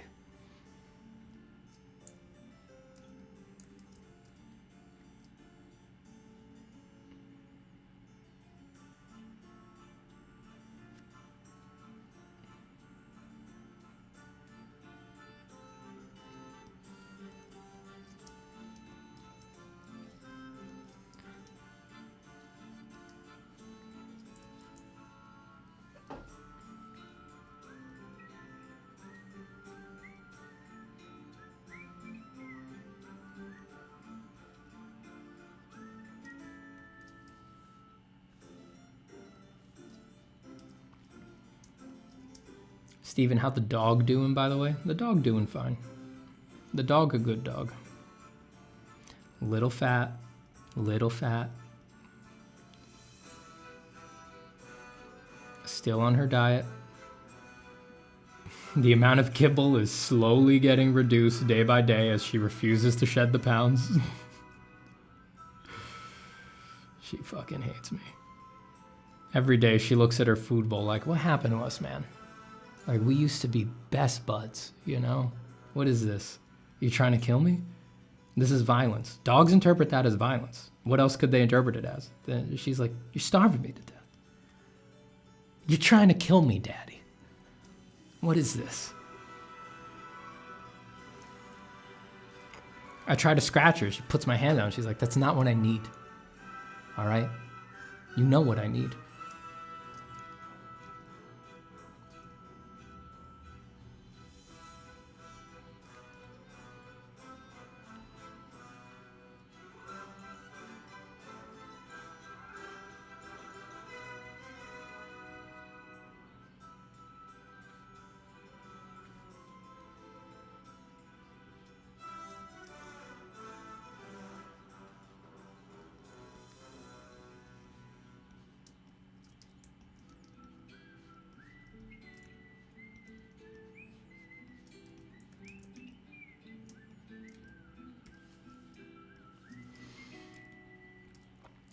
James says, are you listening to tracks from Divinity Original Sin 2? I am. This playlist is a mix of Divinity, Destiny 2, and Crypt of the Necro Dancer.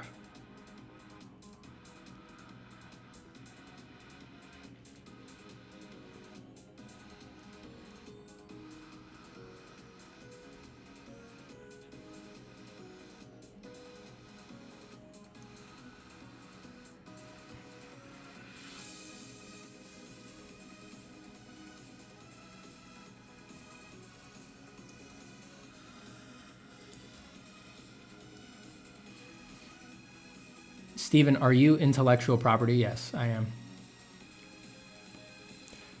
Question, Stephen, if you weren't on stream, but in your old freelancer speed, how many characters would you have already designed in the stream time? I don't think I would, I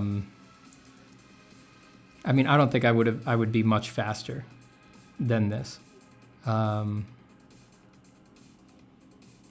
tried, if I had the luxury of time. Okay, here's the real answer. If I was freelancing, I would have done as many characters as needed to be done to hit the deliverable by the deadline, right? How long have I been on stream? 2 hours and 11 minutes. If I had 2 hours and 11 minutes to hit a 15 character deliverable, I would have done 15 characters. If I had all the time in the world, which you don't really get as a freelancer, I would probably be working at the same rate. Just a relaxed, doing the best that I can, such that is appropriate for where I'm at in the design process. Like, just taking it easy, you know? Just trying to think it through, asking myself, do I like this? Is this communicating anything? Does this feel like the character that I had in mind? I would not be thinking about speed, and I would, if anything, I would be actively trying to slow down, because the tendency is not to go slowly and deliciously and enjoy your work as you do it. The tendency, if you're not careful with your brain, is to rush through things anxiously. So if anything, I would be consciously choosing to slow down and be more thoughtful. Estras Munoz says, my intellect is immense.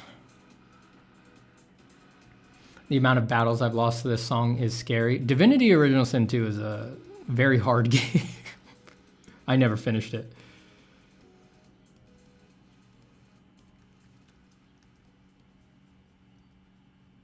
I played a significant way through Act 2. I really admire it for how tough and like deliberate everything gets. You just like, you can't mess with it. It's like you gotta plan before every fight and die a lot.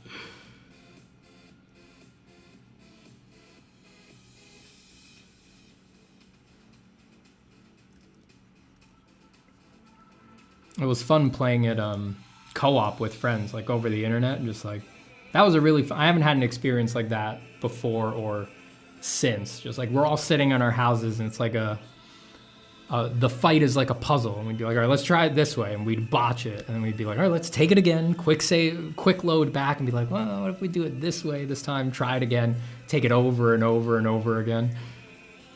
Great game.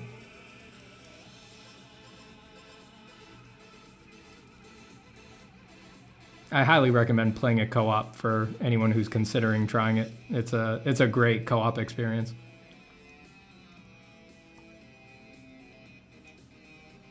And they designed it to be like good co-op, like not annoying, which is I feel like so few games that have both single player and co-op functionality. I feel like so few games do that, you know, really worry about the quality of life for co-op and just like make it a really clean, seamless experience. It's really cool.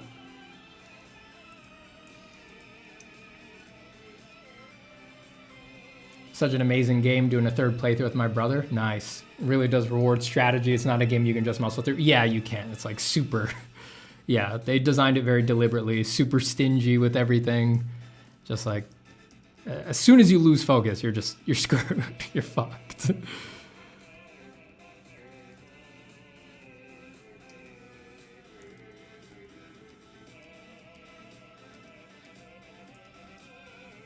Just leave that hand more gestural for now.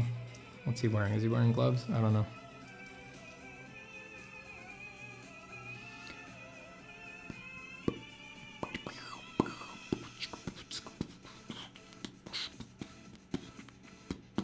Blended together, destiny of the Divinomancer. Destiny of the Divinomancer. We are all intellectuals here. That is correct. We all have PhDs in philosophy from Stanford here. We all know that. We all went to school together. We were all roommates. We were all each other's teachers and students. We all know that. I don't even need to say it.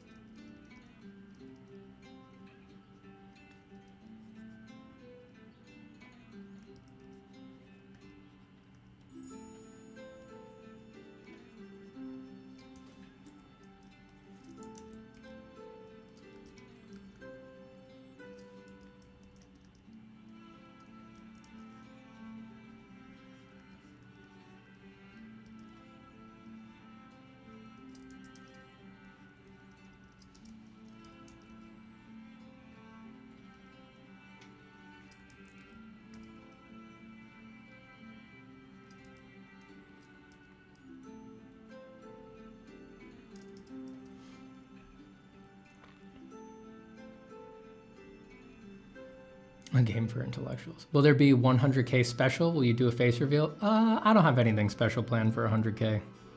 I know it may sound deflationary, but just like, it's just a number, dude. You know, yeah, I don't know what to say. I know it may sound really uncool of me, but the same part of me that would like celebrate 100K or like be like, whoa, you know, that. It's like that same part of me is the same part of you that would be crushed if you lost the 100K. You know, if you got hacked, if everybody decided they hated you and unfollowed you, that'd be the same part of you that would be crying over some shit on YouTube when that happens. So I'm not going to feed that part of myself.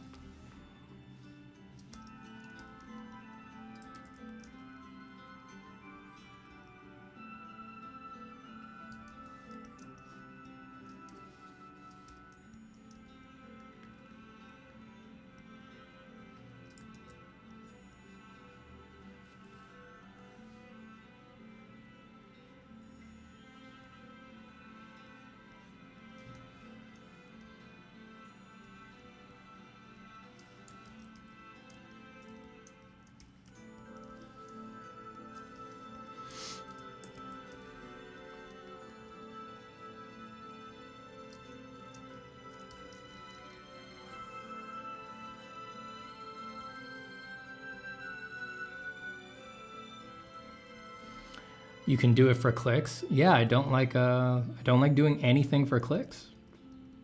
I just don't want to, even as a joke, I don't want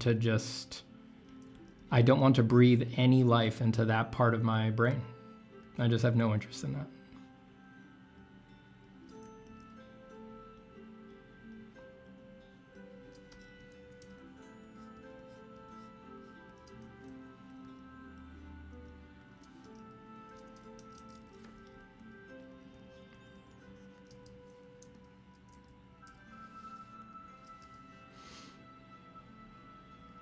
This clout goblin is letting the fame go to his head. Yep.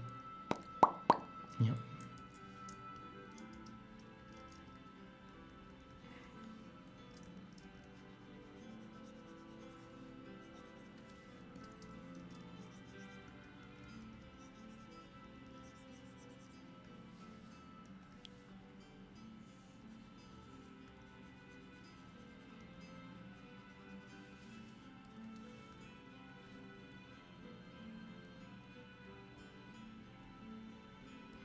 Dude, I'm starting to get pretty stinky from how much I'm sweating in here. It's really hot in the studio.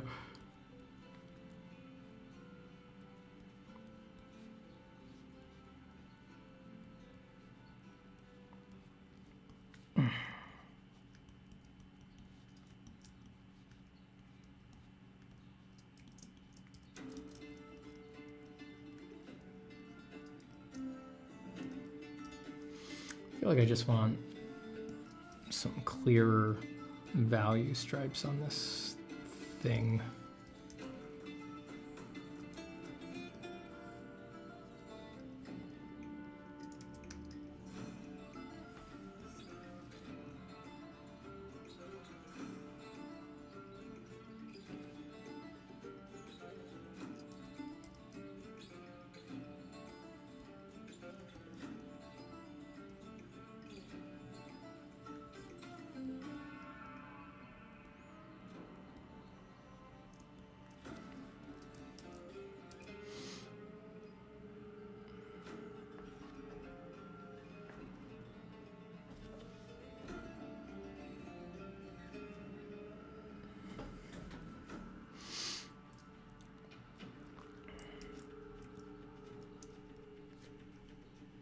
I see everybody is trying to buy my bathwater. Interesting. Interesting.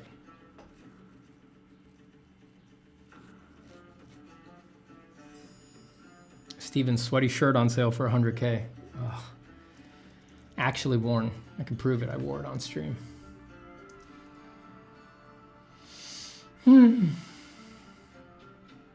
Steven, is your drawing arm bigger than your other arm? I think they're both pretty thin. I think they're both pretty small.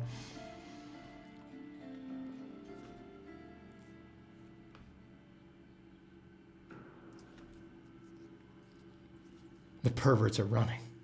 Running.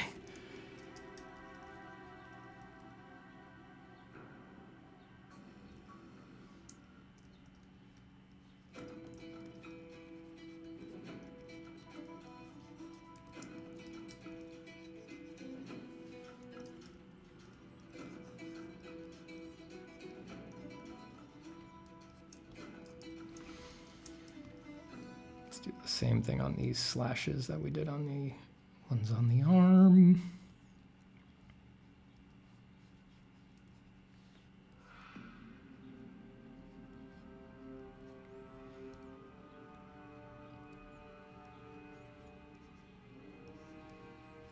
I can already tell this song's going to be too epic.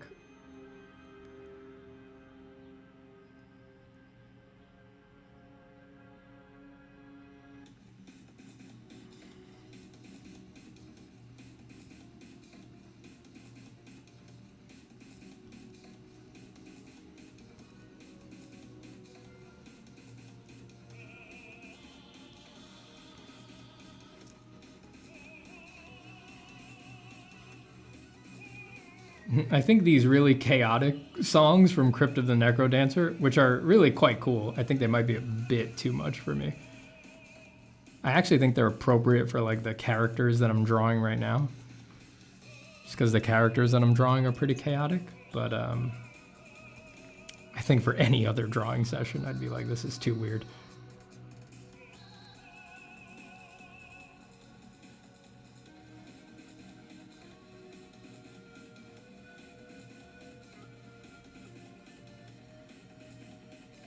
Gonna go ahead and remove most of the shopkeeper songs.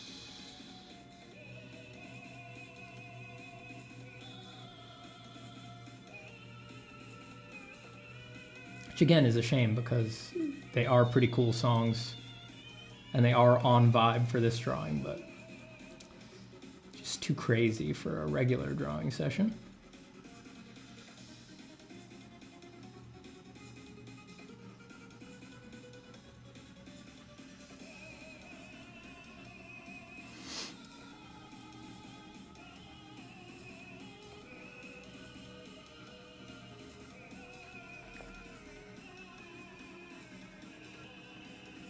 I had a friend who said that goblins are bad taste. I mean, that is just absolute evidence of them having bad taste. Goblins are the absolute epitome of good taste. Very Gagosian, very MoMA, very LA Mocha, very ArtNet. You've got to accept it.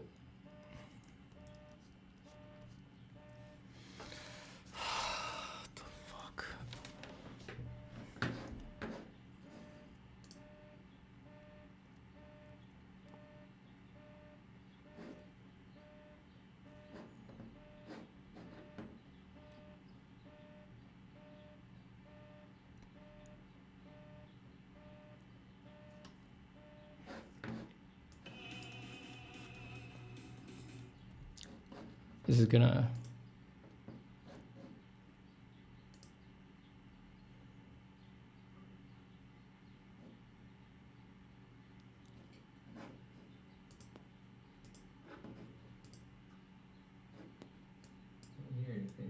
What was that? What?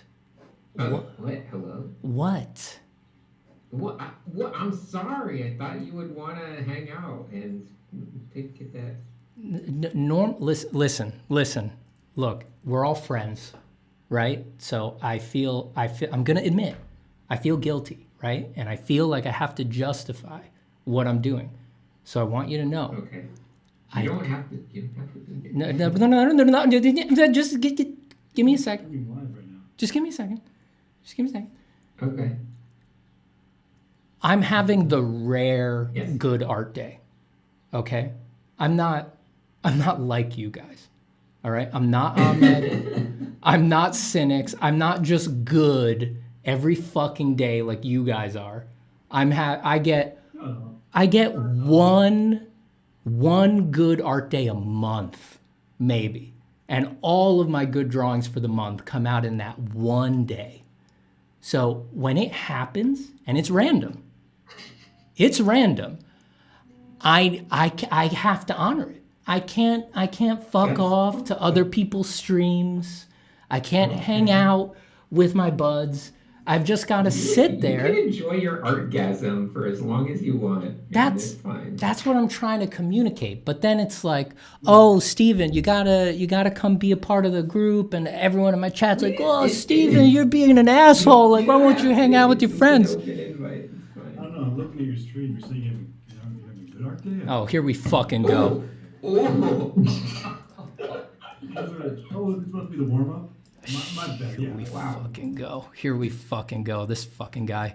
Every time. Every time. Your stream hear us? Probably. Yeah, I think they can hear you. They can't hear you well. You're just coming.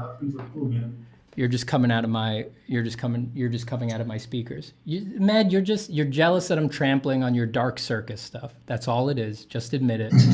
Oh, that is sick. The one on the left is great. Yeah. Now he's backpedaling. Now he's like, oh no, Steven, you're cool now that you called me out. Whose crotches? Look, man, cod pieces are a common thing in Renaissance times. It's not weird. Dude, great silhouette left side. I want to fight that guy. Good. Good. You see that? Put it on the back of the box. Ahmed Al-Duri says, I want to fight that guy. Yeah. It's there. Are you guys live right now? Are you guys live right now? No. Hey, James. Yeah, what up? I just was letting the drama play out. I was enjoying it. You're live on my channel. Hold on, let me Yeah, that's... give me. Hello, Steven's channel. Wait, what? Hey, Steven's channel. Dude, Cynics, when did you get to 1 million subscribers? When did that happen? That video that you made for 1 million was awesome. 1 million, yeah, whatever, you know. I don't know. I'm behind. I always forget that some people care about these numbers. Your 1 million sub video was awesome. Thank you. I'm gonna try to... Oh god. Give me a second here. I'm gonna mess with my audio settings. I might pop out a few times. I'm used to popping out.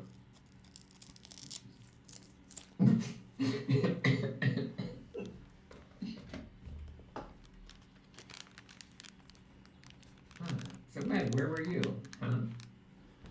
I was picking up an order. I thought I'd be back in time. Oh.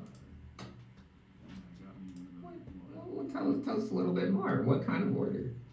it was an Apple Watch. Little thing you do. Whoa, An Apple Watch? Oh, La-di-da. So long because they costed so much. I'm like, I'm not spending $2,000 on this thing. And my brother's like, dude, they're not $2,000. I'm like, wait, what? Oh, let me take a look. And so I took a look, and it's pretty useful. So I got one. Wow. Also, I saw Steven using one, and I copy everything. Wow. So. I was That's a good about to idea. say, I didn't want to call it out, but that's on the nose, Med. I mean, when are we going to stop this back and real? forth? I legit You didn't care definitely about brought it into frame on your stream as he was talking about it, so. Yo, to clear the air, my brother was showing me his health stats on it. I'm like, wait, it keeps track of your heartbeat and it shows you your cardio. Whoa! Then I bought it. Little to do with you, Steven, all right? Yeah, okay. Yeah, I'll fucking believe that when it's true. I'm turning this into an ASMR little thing. I really enjoy what Steven drew here. Now, what I don't enjoy is that him and I both are wearing a yellow shirt, exact same shade. Don't know how that happened. Whoa. But it is true. It's true. Is that true? That's upsetting if Copied true. the shirt, too. I'm I a gotta little take a upset. shot, selfie to prove it.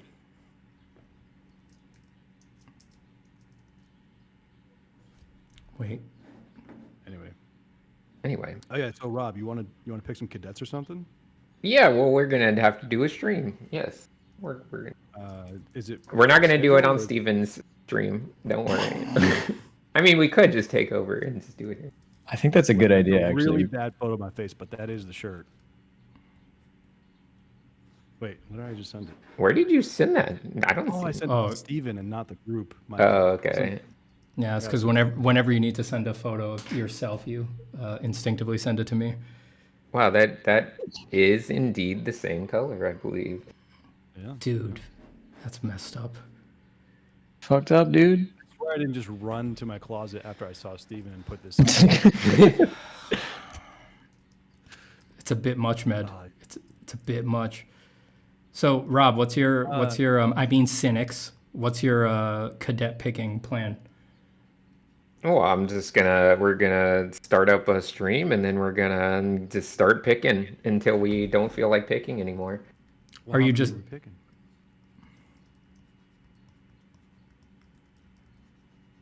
What? Yeah, I think you cut out.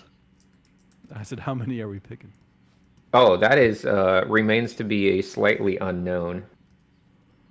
And are they expecting this today, or is it going to be? Oh yeah, they're waiting. They're all waiting right now while we're messing around. They're like freaking out and like, when are they gonna start? So what are we waiting for? I was just waiting, to say hello to all of you and let you know what we're doing because we didn't get a Well, chance. you could have done that 5 minutes ago.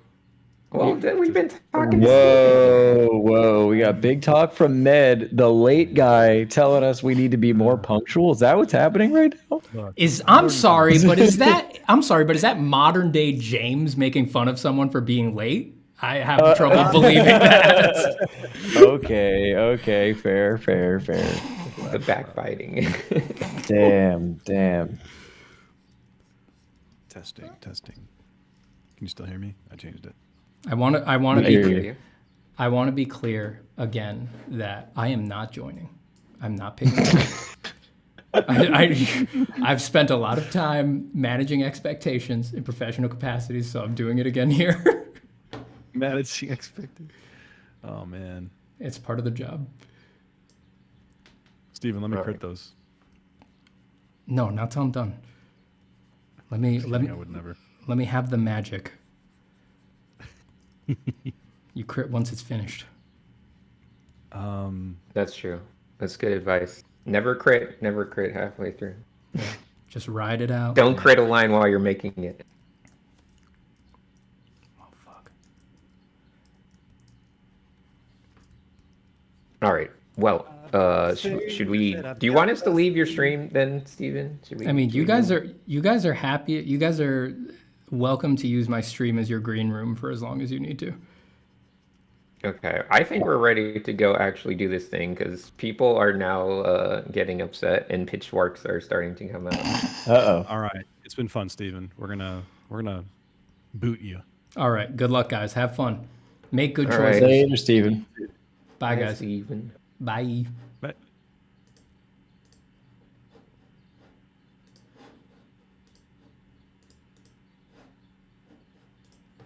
All right, let me change my audio again here.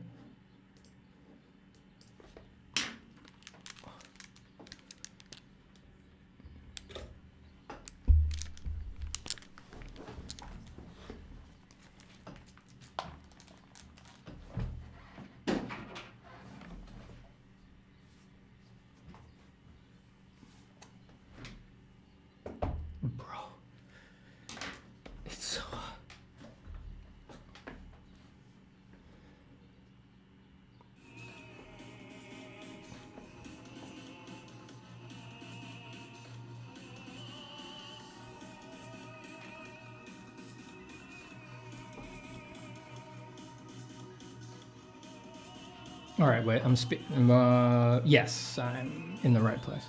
What kind young men they are. They are. They're good boys, all of them.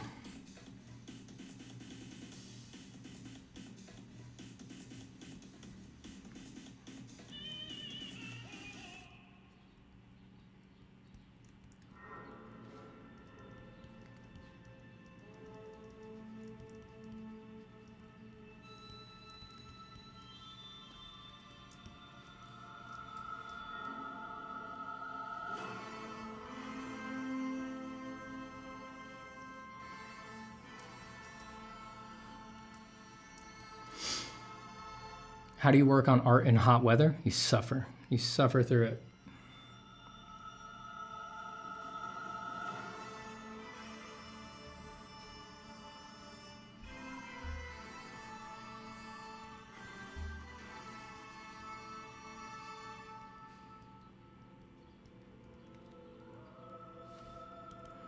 the only way.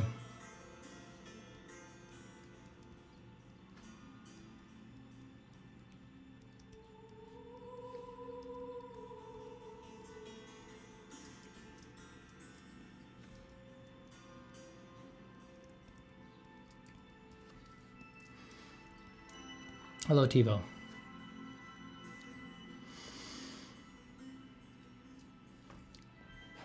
Had a friend break you.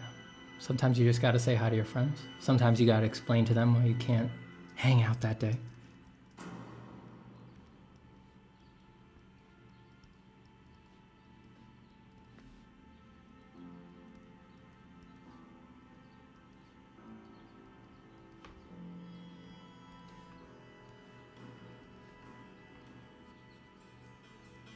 They're gonna be picking people for a long time.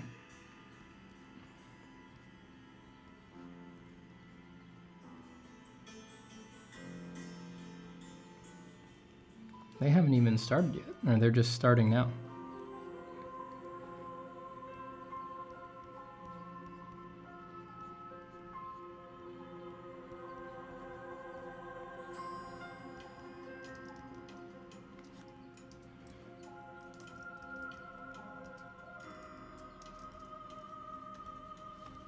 They're going to be going for a long time. The actual reason that I couldn't join them was because I couldn't commit to Cynix's start time, and they're already way behind schedule.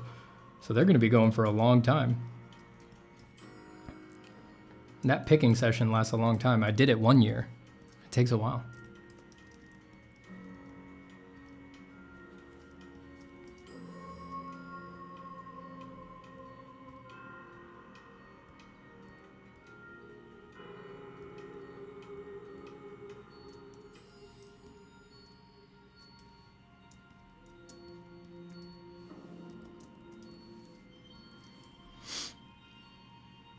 The entries this year are insane. I gotta check them out. Chroma Core brings the heat. People really want to be in it.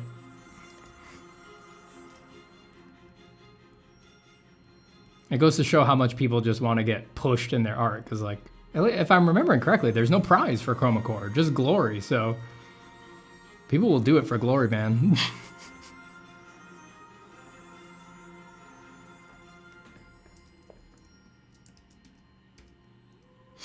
Enjoy your sleep, William. Steven, go undercover to that stream. I can't. I wish I could go check it out, but I'm on borrowed time already.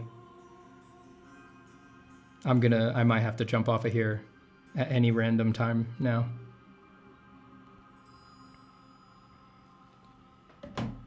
I'm on borrowed time. I'm just trying to get as much work done as I can before I gotta run.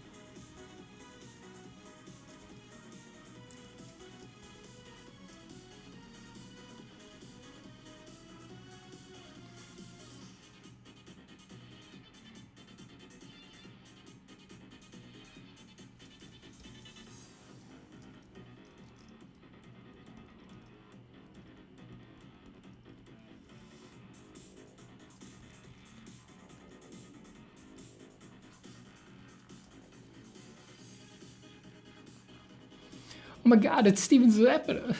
Guys, quick, how do I look? You look great, Zangatai.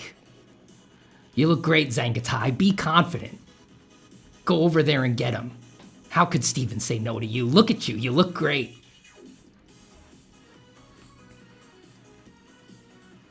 What is it, pup? I know, just give me a little longer. Give me a little longer. You can hold it. You can hold it. Can't you see we're streaming for fame and glory? You can hold it.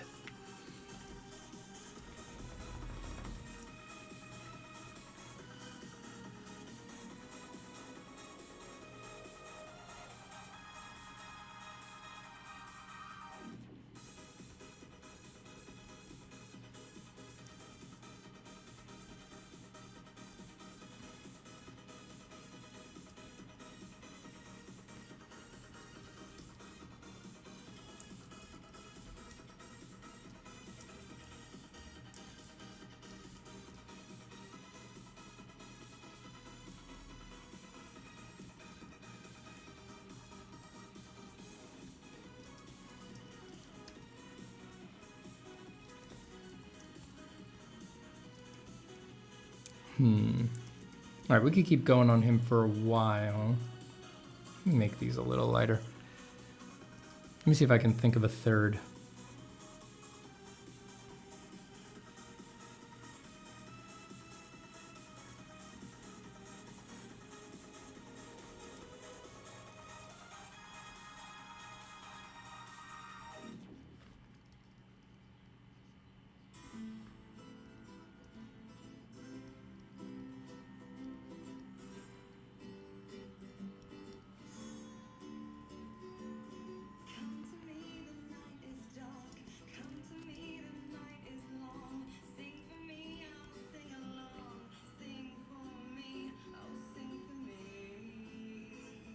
A good song, but no lyrics for my drawing playlist, please.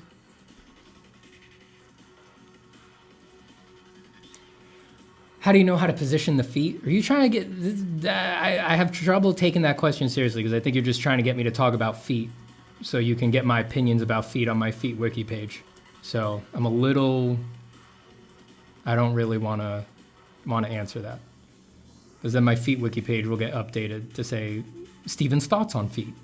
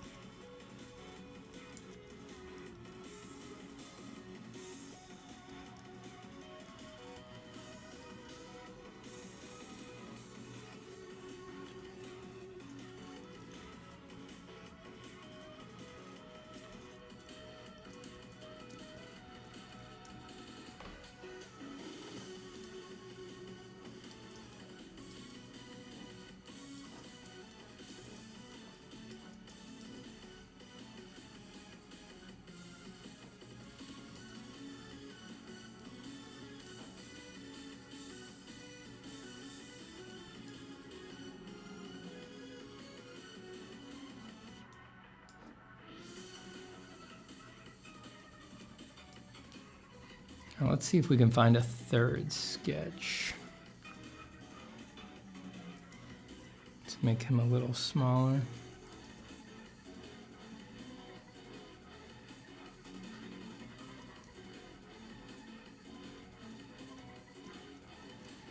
My dog is trying to stress me out.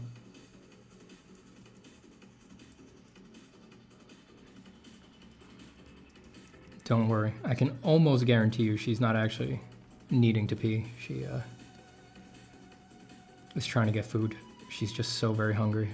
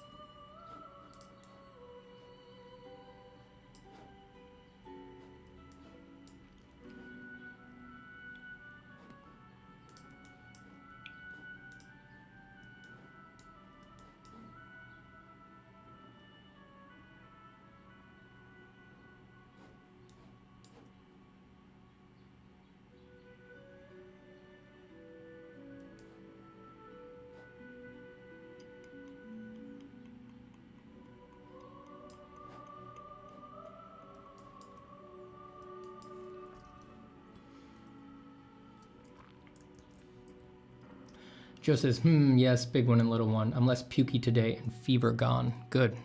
Glad you're healthy, Joe.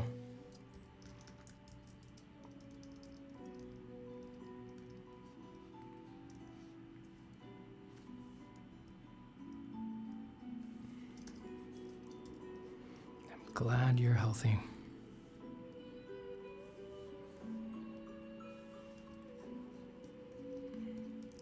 We all need to appreciate when you're in good health.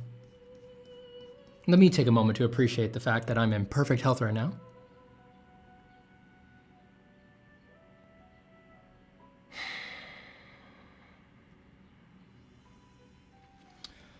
You know, there's that thing where you tend not to think about your health until you're sick. And then when you're sick, that's when you get it. And you're like, oh my God, just feeling normal is just an amazing blessing. You know, when you feel miserable, suddenly it's very clear. So it's nice to take a minute every now and then to just, even when you're not sick, just sit there and be like, oh, that's right. I'm healthy right now. That's good. It's a good thing.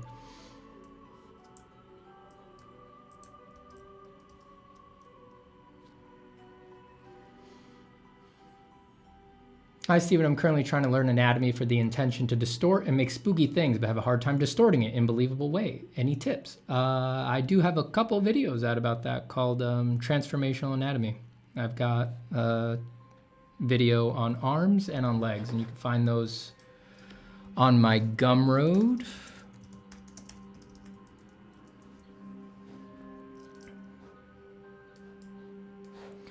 So if you go to my Gumroad, these are them. Part 1, the arm. Part 2, the leg. You can read the info there. My Gumroad is stevenzapata.gumroad.com. And also, if you want all my stuff, if you were to get the course, because you get the course, of course. If you get my giant drawing course, Form from Imagination, which is by far the most in-depth thing that I have made, if you get the premium edition, which you see here, you get Transformational Anatomy of the Arm and the Leg, plus 3 other videos and the whole course. Something to consider.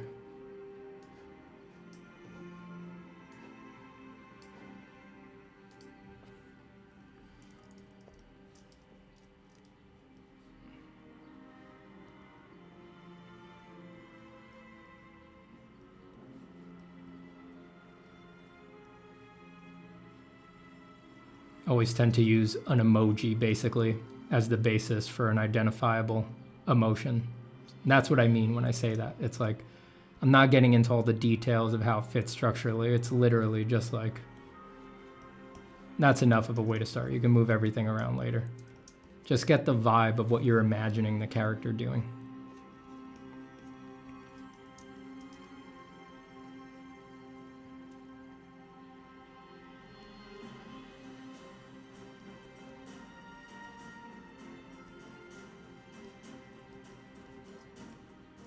Maybe we try one that has less clothes. These guys are covered in clothes. Maybe there's a way we can get this vibe, do this design with slightly less clothes. Make them seem a little more chaotic. I don't know, I definitely imagine them like that, covered in clothes, but let's see, let's explore.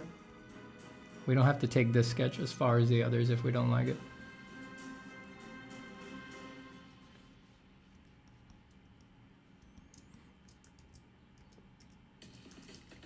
I ate pizza with Steve on Friday night, and then it was all downhill after that. I will no longer trust brunch places in Manhattan. You know, I came out okay. Oh, you're saying it was the brunch place that gave you the food poisoning. Yeah, that pizza did me right.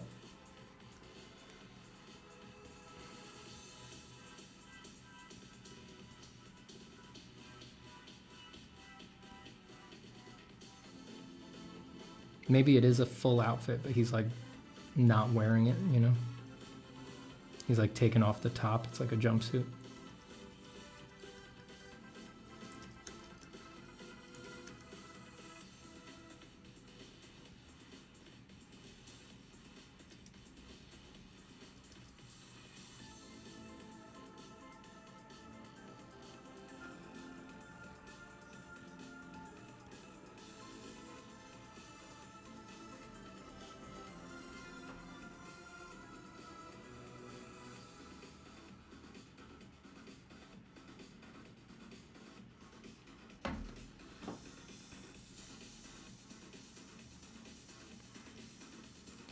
Bare feet, maybe? Yeah, maybe. Toes. Wait. You perverts tricked me, didn't you? I always forget how shrewd you perverts are. You snuck your foot fetishism in under the guise of it being a good design choice. What's wrong with you people?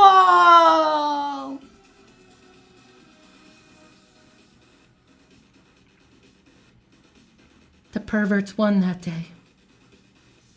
It was the beginning of a new era. Never again could Stephen begin anything that his chat said to him. It was a time that we call the dark times of Stephen Zapata's seminal, important, historically significant art streams that changed the world forever.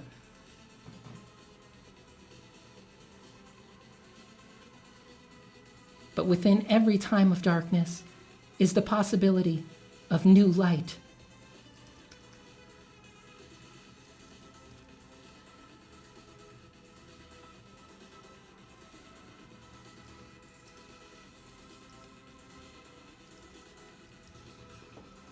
Oh boy. I know you're stressing. All right, we're gonna knock these drawings out real quick because I am pushing it right now. I do have to go very soon, and my dog is definitely stressing out at the moment.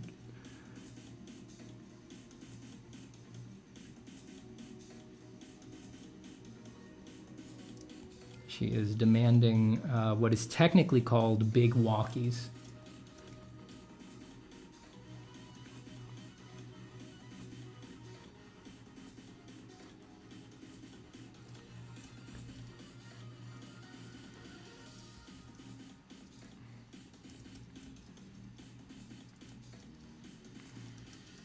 No, I liked it better in the other position.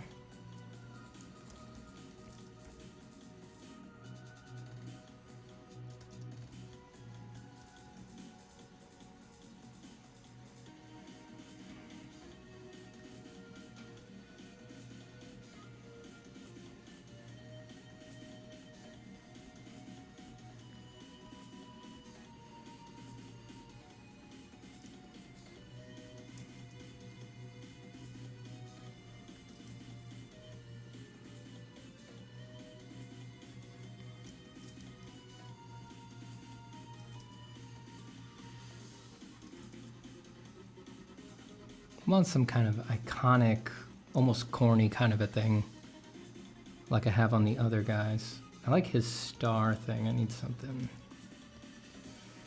for this.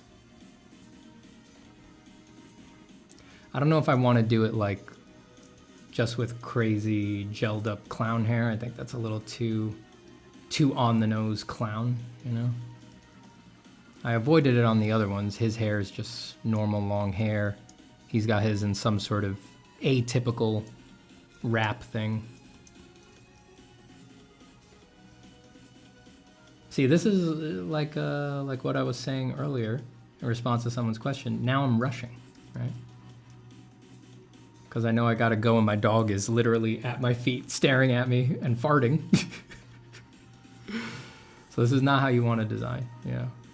You want to take it slow, be thoughtful. It's just so hard when you want to draw, though. When drawing is so goddamn fun.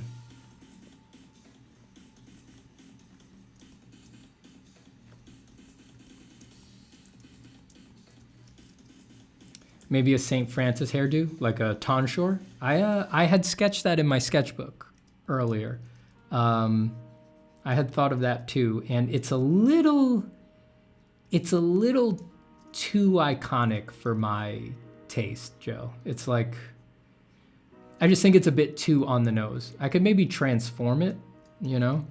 It's just like, it's very odd, and it codes very strongly. I did a sketch in my sketchbook where I tried to make it like tonsured in front, and then the side tonsures became long hair, and that just looked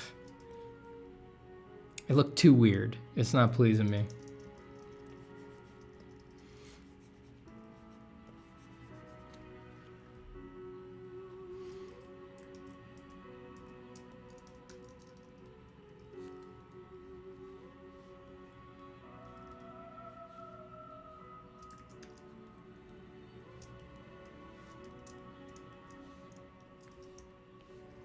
Let's do some.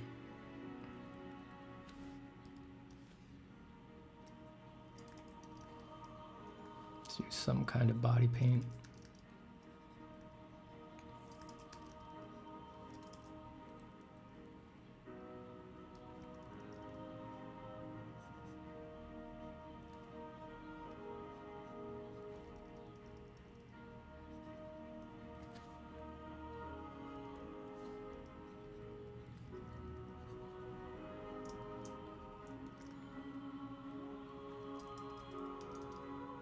A couple white speculars in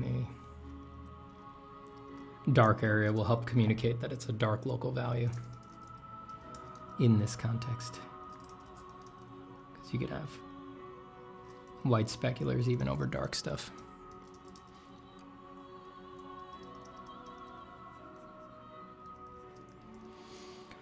Alternately, every religion has goofy hats too. Yeah, hats is definitely something to explore. There's a lot of things to explore with these guys. I think there's a lot of possibilities.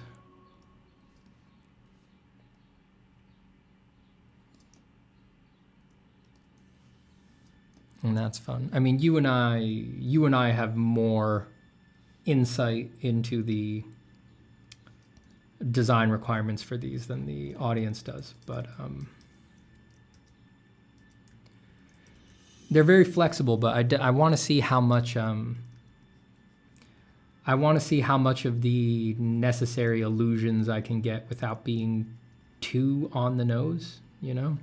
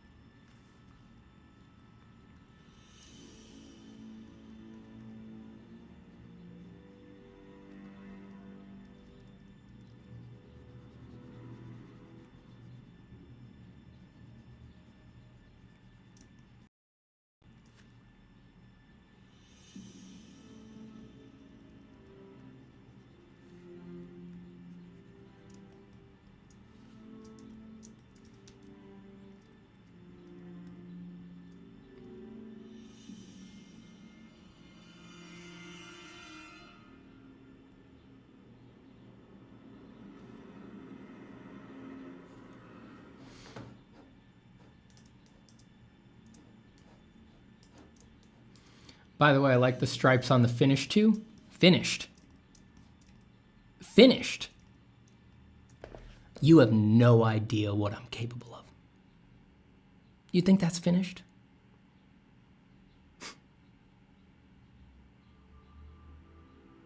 Wait and see. Watch and learn. You have no fucking idea.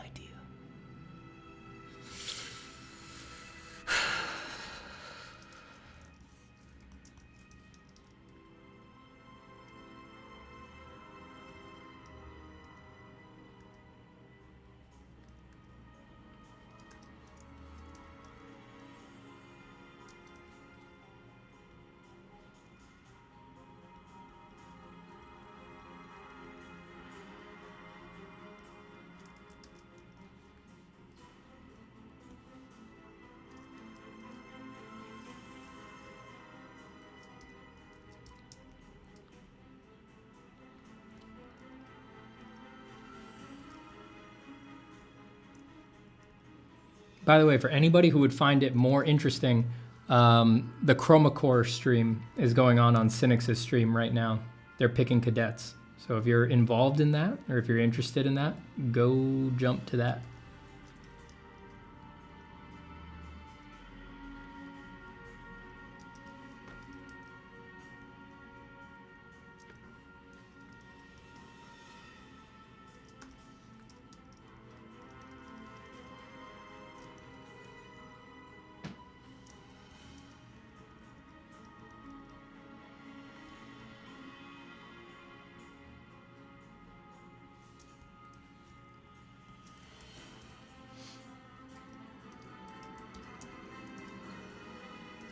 The music makes it more dramatic than it needs to be.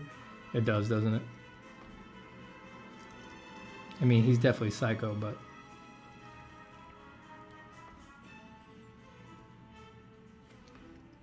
It sounds like he's revealing his final plan.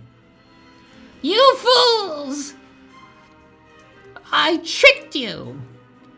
You thought that my plan was to kill your loved ones, but the whole time you were distracted. I have collected all of the world's Pizza Hut coupons, and I'll never pay for pizza again!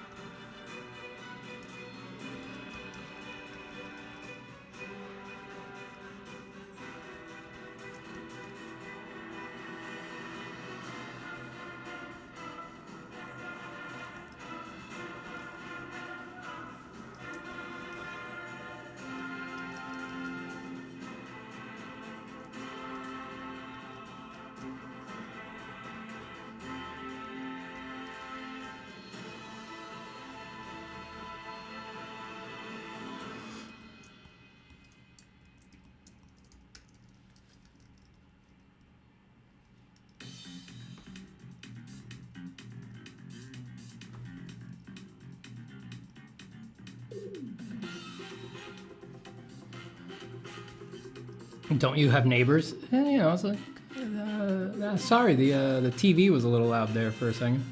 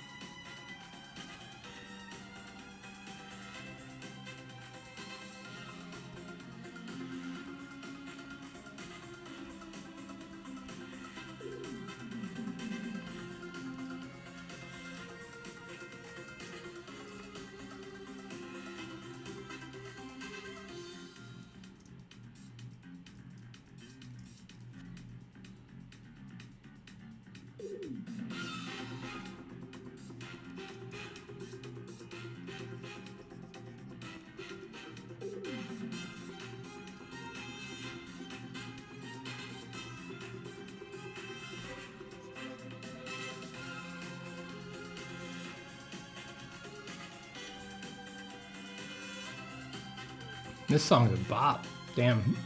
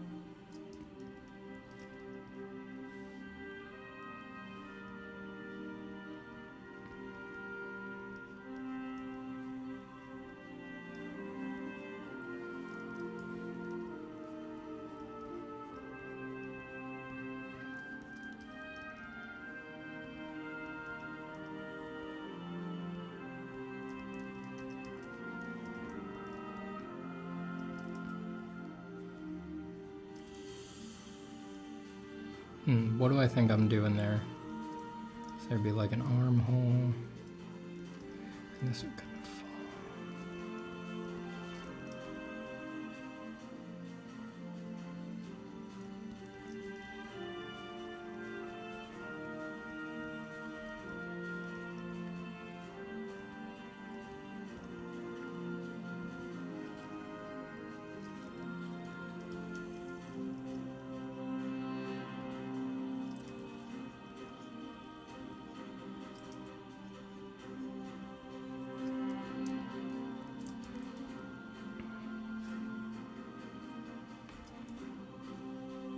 I don't know about stripes. I think for the design brief that I have in my head,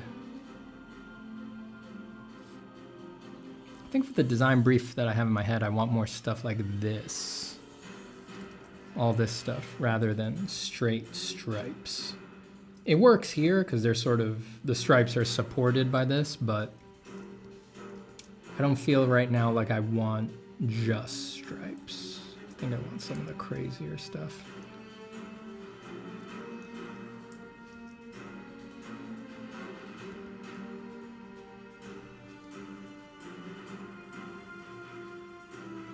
All right, and there is my go text.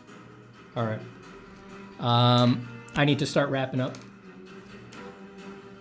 I have gotten my signal. If you're looking for another stream to listen to,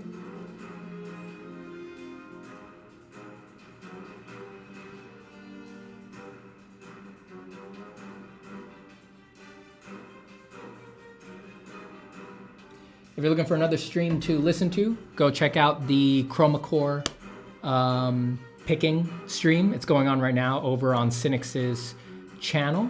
I could not join today because I could not commit, because I gotta go right the hell now to do some stuff. So I'm gonna run, and thank you everybody for being here. I am glad that I thought I'd have to run earlier actually, and I was working on stolen time over here, and I managed to sneak in 3 not complete designs, you know, but they make the statement about the character. I feel very glad that I had, it turns out, enough time to show to get to 3 statements, design iterations for these guys. So I appreciate you all being here. I'm glad we got to do a good amount of work today. I do like the way these came out, and I feel like I got valuable data from doing these. I like the personality that I got on this quick sketch, but I don't think that's what I want. It's a little too psycho for me, and I do think I like the ones that are fully clothed better. Between these two, this feels like the more characteristic sketch to me, but I like his clothes better. Like I said before, this guy's got a lot of, you know, they're curved, but the content of the design is these lines are pretty straight, you know, they're just straightforward slashes, very Renaissance. And that's not exactly what I want to be primary in the design. I like this one that has a mix of these chaotic shapes and the really loud patterns. I like that better, especially up top. And he does have straights too, but those work better for me because they're supported by this. So I think for now, number 1 is the winner. I would consider getting a collar like this over on this guy, and I would also consider redoing this guy. I would consider redoing this guy with more of these patterns. So I would maybe redesign what's going on in the chest and all this and on the sleeves to be more like what the one on the left has, and see how that applies to the different proportion. All right, sorry, I just wanted to summarize that for myself so that I remember that stuff when I come back to these guys. So again, thank you everybody. I hope you enjoyed watching these get made, and I'm gonna run. Do I have any closing words for you? I don't think so. I really don't think so. All right, everybody. Again, if you're looking for another stream to watch, go check out Cynix's Chroma Core picking stream, which is going on his channel right now.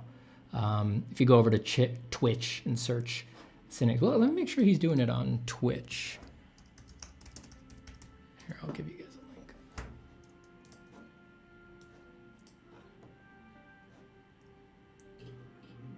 Yeah.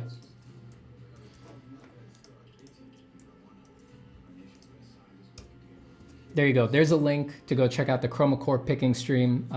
Tell Cynix that I sent you, say hi to everybody, and tell them I'm sorry that I couldn't join.